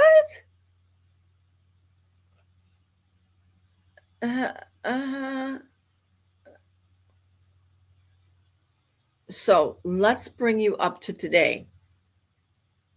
I still didn't believe it. I did not believe it. And this is where I think some of my gut punches started beginning. So they said, let me send you something. And I said, oh, God, what? So about 2 days later, they sent over a picture, a description, an explanation, and another letter explaining about the explanation. I said, holy cow, how do I tell them this? Well, it wasn't the time. It just was not the time. It wasn't the time for me. It really wasn't. I just, we were at the time that you didn't know what to believe. You didn't know who to believe. You didn't. And I was just struggling with it. And so then something else came up and I went, And I said, are you doing this because I don't believe it? They said, no. So finally, they showed me about the 4th page of something. And I said, oh my God. Okay. So I found it and I said, okay, I'm going to show him. I know you're going to argue with me because you don't even like this guy, but he is a good guy. And he is trying to show truth. But everybody says, nope, not true. See, this is what I'm saying. Because you've heard so much from the beginning that they can't accept the truth. Even I couldn't. But you got to remember, I had some connections that I could talk to and say, help me through this. Because I'm not sure about all this anymore. And they said, we'll help you. And they did. It took me a long time to believe anything. But this one happens to be the truth. And you're not going to like it because he's telling it. And some of you don't like him, but he's telling it. And I can't help it who's telling it. All I know is somebody needs to tell it.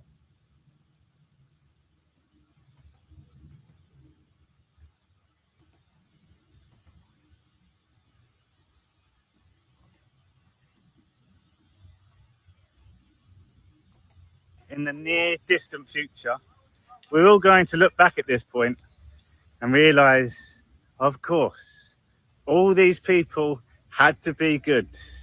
People are unable to use real life common sense and so caught up in a movie that's being shown to us and conspiracies that are being projected to us by the gatekeepers. President Obama, he's so evil, he's so treasonous, meets up with Mark Carney. He's so evil. He's WEF. 2 evil people just meeting each other in Toronto. And this is the common sense part. So we got the 250th anniversary of America after 250 years of the military fighting for our freedom, worldwide freedom. In the middle of this 250th anniversary on Independence Day is the World Cup, which Donald Trump made happen in the middle of America, Mexico, and Canada. To have the most successful event, which it will be the most watched televised event ever, expect a broadcast system too, not an emergency though, maybe enlightened broadcast system. Canada and America are working together. Donald Trump and Mark Carney have to be working together. Donald Trump would never allow this World Cup to happen with his neighbors, partnering which he organized, because it is a worldwide awakening for then Canada's leader to be the most evil. And you see comments, them two are now meeting to plan crimes against humanity. And it's this common sense coming back to the military know what's going on. Would they really allow the most evil people to plot anew crimes against humanity? It's outrageous, but again, people are stuck. Obama's got his presidential center being released and opened in June, a month before the 250th anniversary. Presidential center, showing the history of America, showing what's gone on, and then planning the future. This is what people cannot see, and again, stuck on characters. Explain it. If Donald Trump's got the World Cup, why on earth would Mark Carney be so evil? Canada's falling apart. People say, no, it's not. People are stuck in fear. People want something to moan about. People are tied to this movie and unable just to undo that knot. And you can quite clearly see, of course, they all had to be good. And then it will reflect back to the people reporting that tell you they're bad. Who are those people? There's a lot of them that you pay attention to every day. That's called gatekeepers. These people are good. They always have been. They've had their role to play. You might think they're treasonous. That's part of the movie. So just remember, we will all look back at this time, and many of us will realize how caught up in the movie we truly was. Not so long, in the near distant future, we're all going to look back at this point.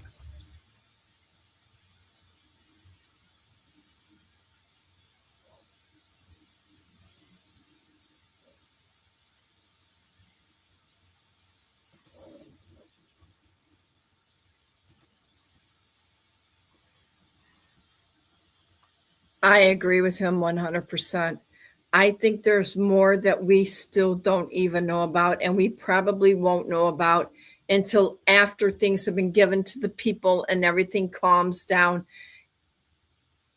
and more things will come out. I truly, truly believe that. Do I believe they're all actors? Yes. I think they're all actors. Some are gone. And I said this before. I don't always believe in the cue board. I think some of the cue board hits things right on the head. And again, I think it's a distraction. And you have to be able to tell the difference between them. There is going to be so many things, and you can sit in denial all you want to. But this world, why do you think Trump did 250 years? He just told you. 250 years with the military working against the crimes against humanity and the other crimes. 250 years. It goes further back than that. And how many of those men got killed and had to replace them? So there's more than all of those men, even women. So you know what? This is my hallelujah moment. See, mine is going to be turned to the right thing instead of the wrong thing. And if Obama's here and he was doing great for the country, I'll thank him for that. I've never said anything bad about Obama, never anything about a president. I may not like the personality, and I thought they were crooks. Well, I thought that a lot of things about a lot of people in the government years ago, even in the sports and everything. I kept saying, oh, something's wrong here. And I would say, they're being corrupt, aren't they? No. Okay. See, people want to brainwash you because they're not awake. And then you get stuck and you're still questioning.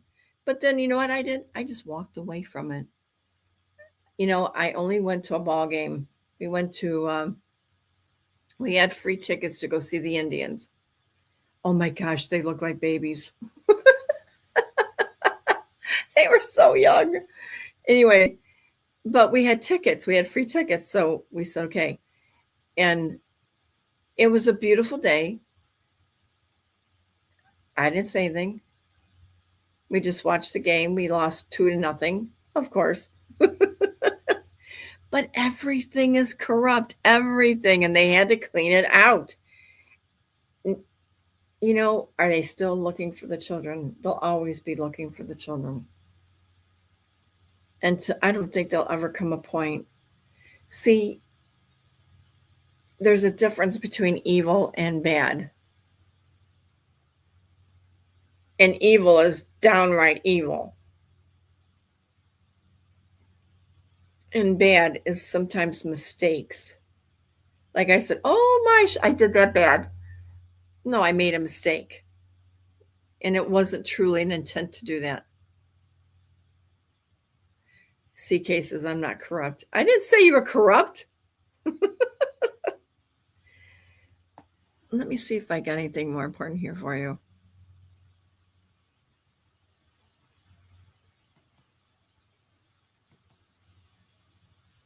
Okay, so there is a movie coming out. Did you guys hear about this?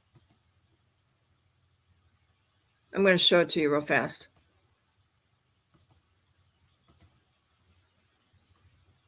It's coming up. But going back, guys, please start using your humanitarian inside yourself, because you know what? You don't know somebody you're talking to right now may have a problem. And that's where we come in. We are God's blessings. No one knows where it's coming from, but they get what they need. They get what they need. It's not a want, it's what you need. Now, if it comes to paying a house off, we cannot do that.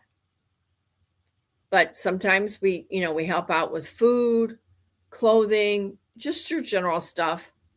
Sometimes we've helped out with rent because they had children and grandchildren that they should not have been on the street. That is a no-no.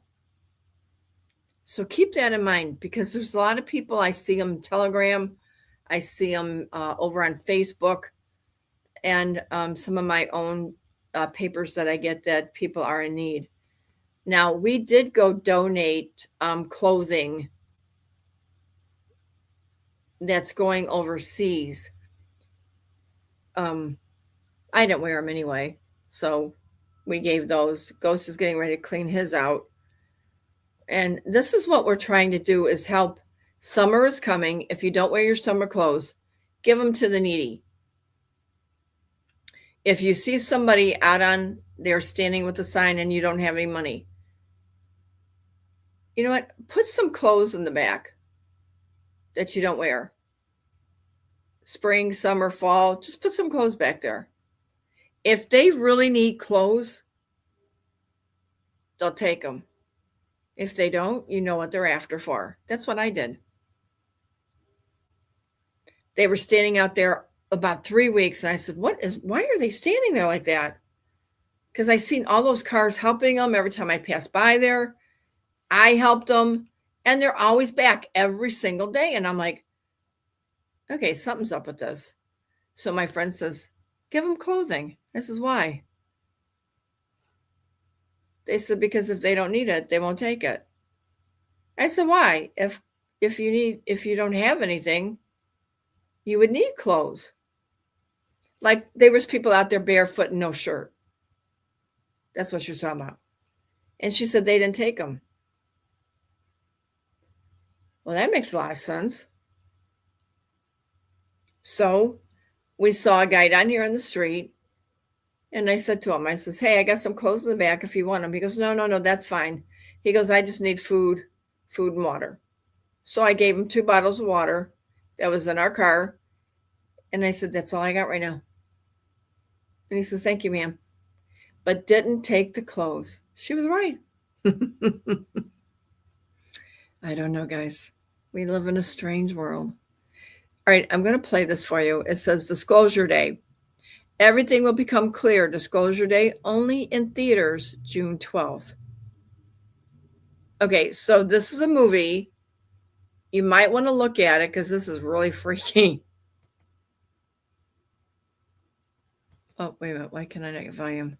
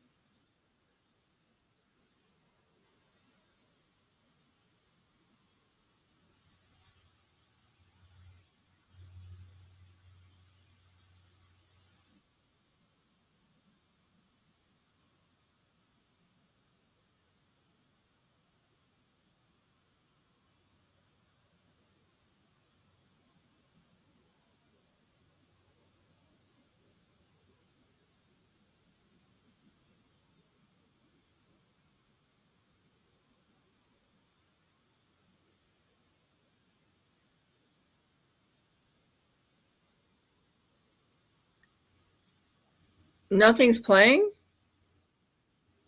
Well, hold on a minute. Let me see what's going on. See if I can pull it this way. Oh, you know what? Let me do is stop sharing. Let's go this way. Hold on. I want you guys to see this because it's really, really good, but I got to close out the whole thing. I don't know how I'm going to do that.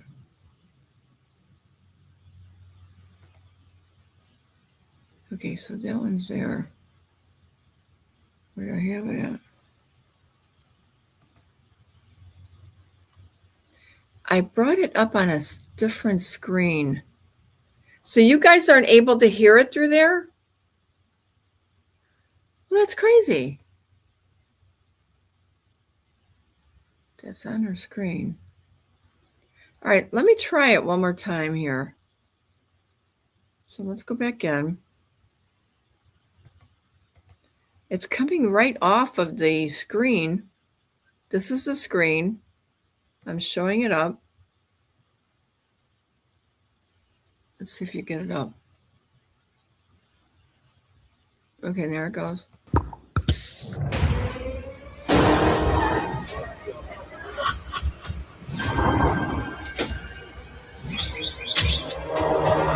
Full disclosure to the whole world all at once.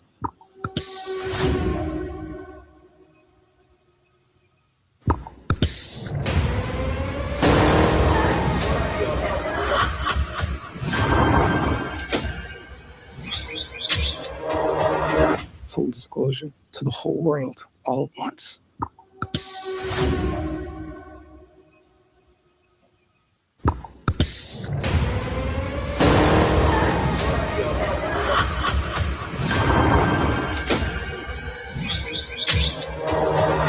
Full disclosure to the whole world all at once.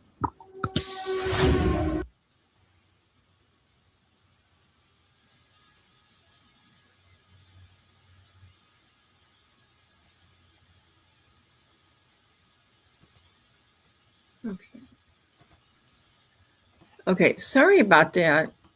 But evidently you had to go into it. You guys weren't getting a sound from it. That one you should have heard because I had a double echo going in mine. So you guys got to hear that, right? Steven Spielberg. Yes, it was already done prior. So this is not something that was sitting around. This was on the shelf for the right time to come out. And you know the rest of the story. There is going to be a lot of things come out in different ways. This is one of them. Yes, I saw somebody say that. Who else was it?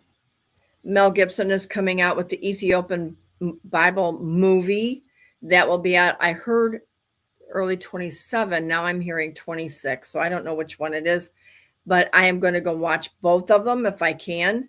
Depends on how much they cost, but I want to go see both of them. I'm going to try to video some parts of it as long as I don't get caught, so that I can show it to you.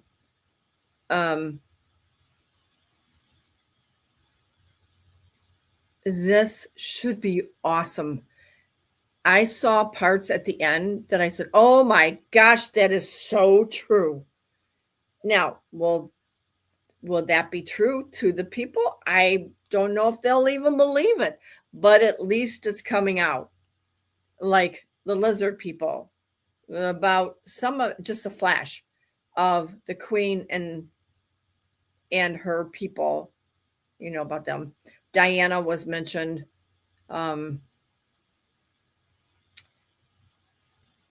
Things in Russia were mentioned. They slightly hint about people who died. It's really good. So I really want to go see it. And this will be out, what did they say, May? No, I forgot what they say. I know it's this year. So once it comes out, I'll let you know. And if Ghost and I can afford it, we're going to go see it. And then I'm going to try to take some captions of it. Again, if they let me, because it is by Steven Spielberg. And being that it's on this place here, this platform, they might kick me out because it's a copyright. So we'll have to see. Okay. But that's where we are. I'm like hyped for this one. I really am. I'm hyped for this one. You know what? It's been a long time since I've been really hyped for one. But you know what? I love watching good shows. I love going to the theaters when the movie is really, really good. You know, have you ever been to one you sat through and it's like, ugh. And you've spent so much money to watch it. And then they closed down the theaters during COVID. And they just opened back up, what, a year and a half ago? Just like the restaurants. Most of them are only open half a day. They've never fully opened up completely. Will they ever? I hope so, because they're good places. But they tore this world apart with COVID. And then to find out everything was a lie. It's terrible. You know, I love you guys. You're awesome. Full armor of God. Amen, Donna. Amen.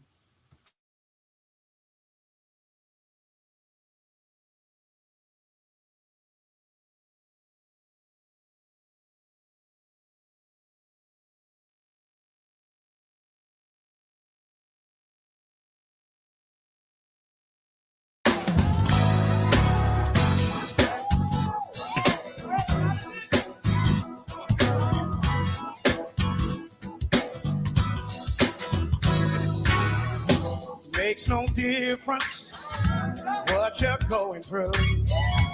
You're gonna make it. God's gonna see you through. Hold your head up. Put a smile on your face.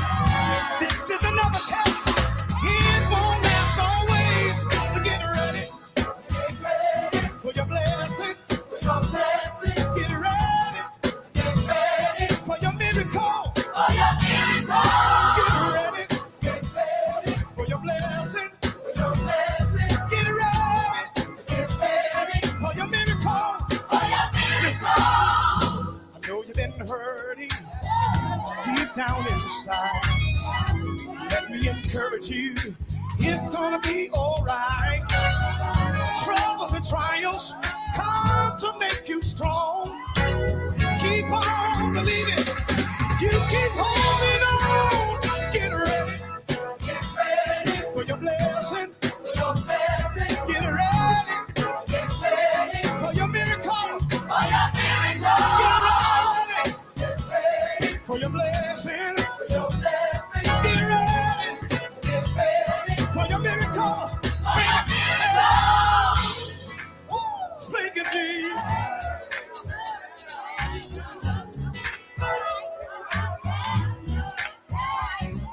God's got a blessing. God's got a blessing. Everybody say that with me. God's got a blessing. God's got a blessing. If you really believe it, God's got a blessing. God's got a blessing. Come on. God's got a blessing. God's got a blessing. Oh, yeah. Come on. God's got a blessing. God's got a blessing. God's got a blessing. God's got a blessing. God's got a blessing. God's got a blessing. With your name on it. With your name on it. God's got a blessing. God's got a blessing. God's got a blessing. God's got a blessing. God's got a blessing. God's got a blessing. With your name on it. With your name on it. With your name on it. With your name on it. With your name on it. With your name on it. With your name on it. With your name on it. With your name on it. With your name on it. With your name on it. With your name on it. With your name on it. With your name on it. How many of God's got a blessing with your name on it? Come on. Sing this with me. Come on, say. God's got a blessing. God's got a blessing. Everybody. God's got a blessing. God's got a blessing. You say God's got a blessing. God's got a blessing. Come on. Everybody say God's got a blessing. God's got a blessing. Come on, Jay. God's got a blessing. God's got a blessing. God's got a blessing. God's got a blessing. God's got a blessing. God's got a blessing. With your name on it. With your name on it. God's got a blessing. God's got a blessing. God's got a blessing. God's got a blessing. God's got a blessing. How about you? With my name on it. With my name on it. With my name on it. With my name on it. With my name on it. With my name on it. With my name on it.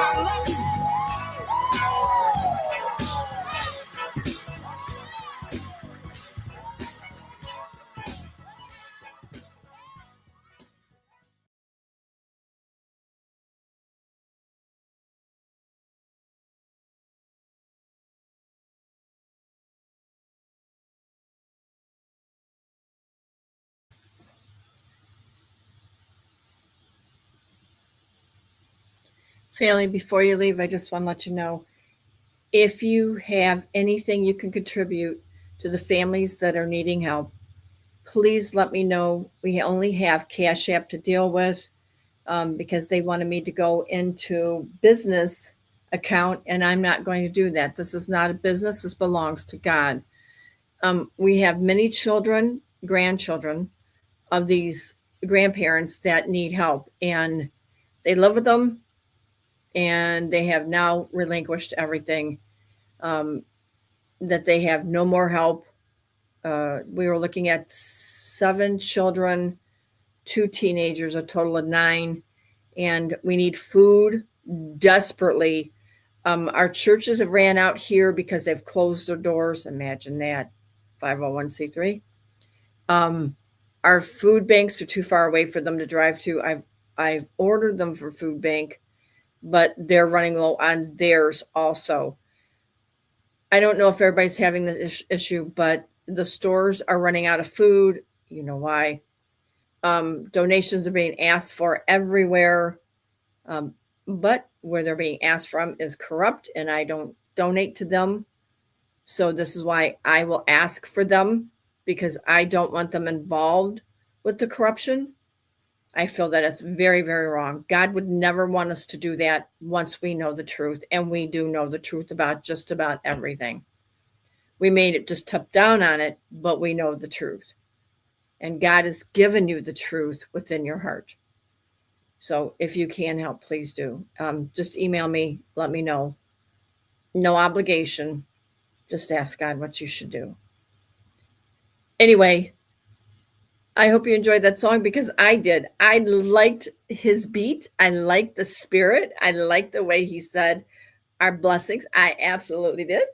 And you know what? Then Altus popped up, and I said, okay, I guess he wants me to play it.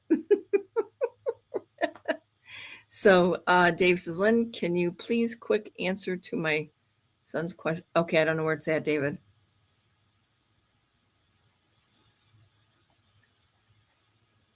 I will answer the question if I can find it.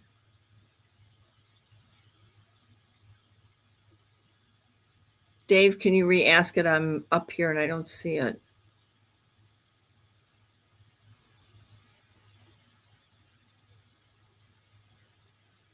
Oh, I see it. Lynn, can you please answer this? My son just bought a house in Seattle, Washington, just like a week ago. He closed on it. Does it matter when you bought it? No, it does not matter when you bought the home, as long as you bought it as this is happening. And the debt relief has not been done.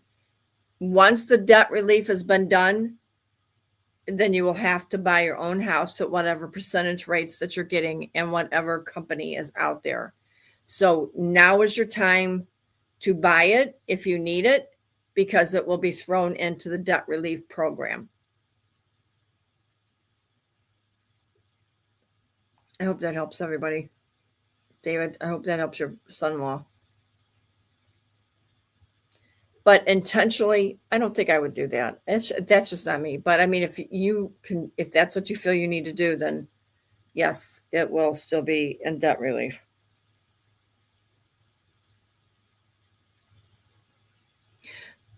Guys, I had a good time this morning. I had some jokes up here, some things I wanted to make, because I know it made you laugh, but I don't have time, and neither do you. We've been on here too long. Anyway, I love you guys. I hope you have a wonderful day. Times are hard, but with God, everything is possible. You know, it's just pray. Just pray about anything and everything. And even though you didn't get an answer right now, what does your heart tell you? Because sometimes it comes from your heart. Most of the time, mine comes from my heart. You know, when I see a child and I see that he has ribs showing and he doesn't look so good, I know he hasn't eaten. Or your kids keep asking, I want some food, Grandma. I want some food, Mama.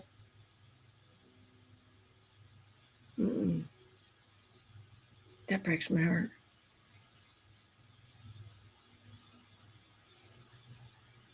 We're going to try to see if we can at least help 5 of those families.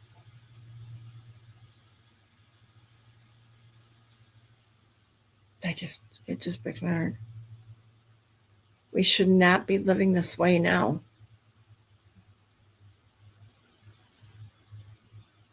There's people getting sick every day. I hear about it. I mean, not colds or whatever.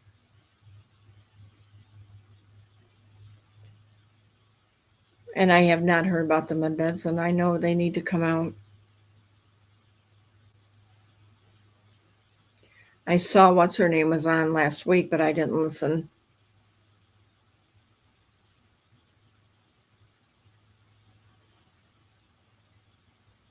Oh, and the Tier 4B thing is going around again. Just to let you know.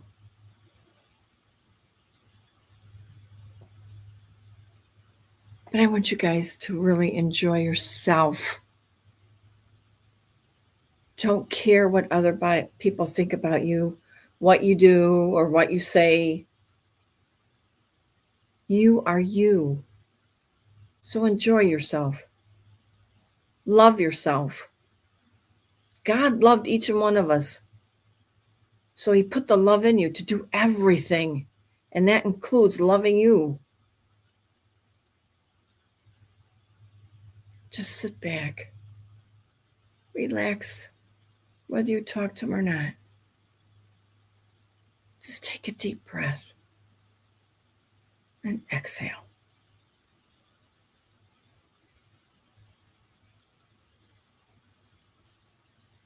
Everything's going to be okay. Everything. I promise you. You're a tough family. Not tough as mean, but tough as a goat. The horns don't come out, just the head. Giddy up, Lynn! I'm just been cracking on you. But guys, please do enjoy the day. Enjoy every day. I said this over the weekend. You never know when your tomorrow is gone. So make it as every day as your last. And sometimes when you get some bad news, that's what you have to do. But don't make it gloom. If you're able, get out and do things. Doesn't matter what. Do something you enjoy. And you know, I used to have a little bit sitting on the side where I could send for people to get tickets or to go see a movie or to buy a dinner, even at wherever small little place they wanted to go.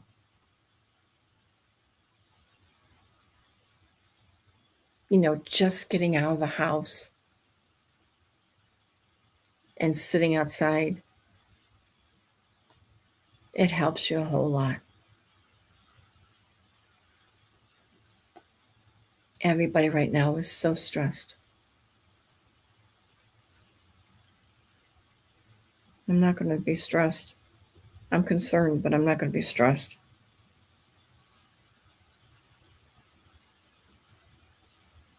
Just love yourself.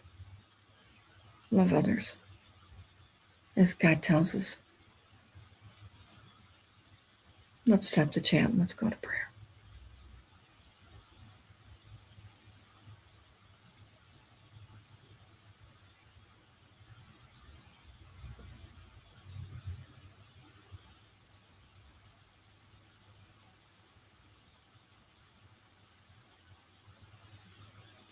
Father, we come to you this morning as we close out for the day.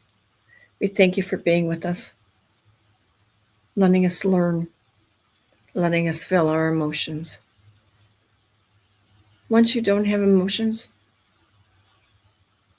what's left of you? Nothing. You sit there and you just don't care. But oh, our family cares. And I thank you for that. They are so awake. I enjoy being with them. There's some things we don't agree on, and that's okay. The truth will set us all free. Whether we know the things are coming, good things. Even though they're talking WW3, that doesn't matter. It doesn't matter at all. Talk. That's all it is. Father, we thank you for all the kind things that is given to us, to the children, to families. You look out for your children every single day.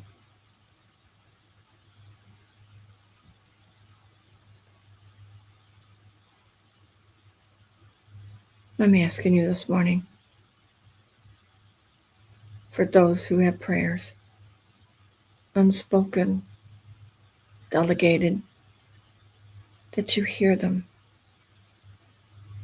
May you touch them with every healing power you can. Take away the pain.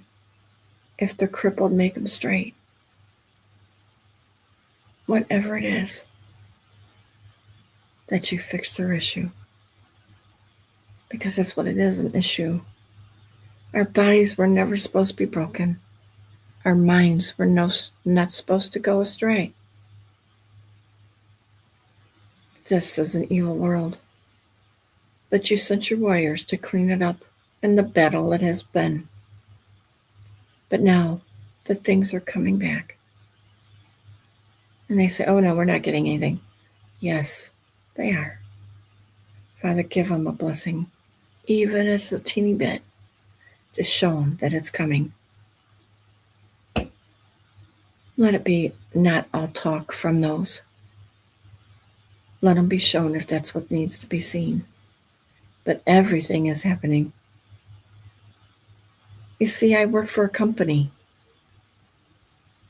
And that company never told me a lot of things because it was behind the scene. They weren't good. They were bad. They weren't bad. They were good. Most of them. And the other ones I bowed out of. But we don't want to bow out of anything, because you said everything shall be given back to the people. And so did our president. Father, whether he's acting, whatever, the words are coming out of his mouth. They are putting the pen to the paper, and it's accounted for. Father, we thank you for the acts that will be changed as of the 14th of this month. No more excuses. No more plans. Let everything continue. Father, we ask you to watch over each and every one here. Those that are listening and those to come. May they have enough faith to lean on you, to know that you're in control and always have been, that you lead the way and they follow. And that's exactly what we should do. Thank you for this morning, with everything we've shown, for the prayers that were given, and for the last one. May they always know you're with them. And may they know that Gemini are always there for them. And the prayer warriors are working overtime. And we thank them too. And we thank everyone who prays for us. Let everyone go out this morning with a huge smile. And let them know they're loved greatly. In your name we pray. And we all said, amen.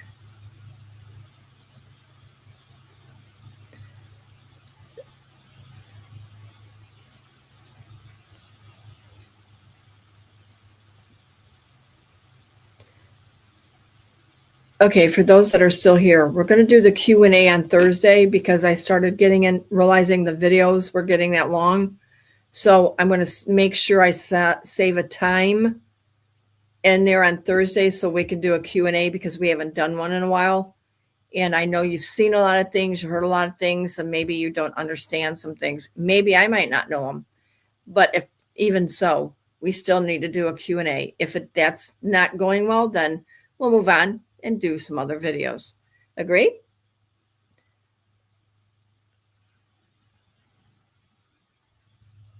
All right. So I got to wrap it up here. I got a doctor's appointment.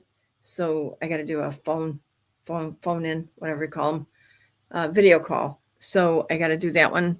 And let's wrap it up. And let's have that sunshiny day for everybody today. And let's dance because we know what God is sending to us.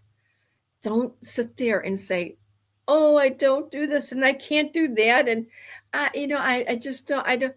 No, God doesn't tell us to be that way. He tells us to be humble no matter what. And we are humbled. You're here, aren't you? You're breathing, aren't you? We all go through bad things at bad times. So just sit back and relax. And know that Ghost and I are sending you a big hug. And we know you're fighting, and we're fighting with you. I have wrote letters. I have done emails to different states, different cities, to the government, as much as I can, and I will not stop. So know that we're trying to get some answers. But we're pretty good here because the team I have now, they're pretty good. They make it easier for me. And I like that. Somebody cares that I don't have to struggle to find information that much. But I'm still trying to have to find some of it. It's just a struggle sometimes, but that's okay. That's what I'm here for. Oh, take that deep breath. I love you. And we'll see you back on Thursday morning. I'm always here. And if I can answer that email, I will. Phone calls, not so much. I have a lot of doctor's calls today, and I got to make some calls for something else I got to do. But you know I love you. And even though you're going through things, don't think I'm not. I'm struggling right with you. But you know what? I make the best out of things. I'd rather help someone else. Just the way I am. We love you. Have a good day. And let that smile keep going. And let your light always shine.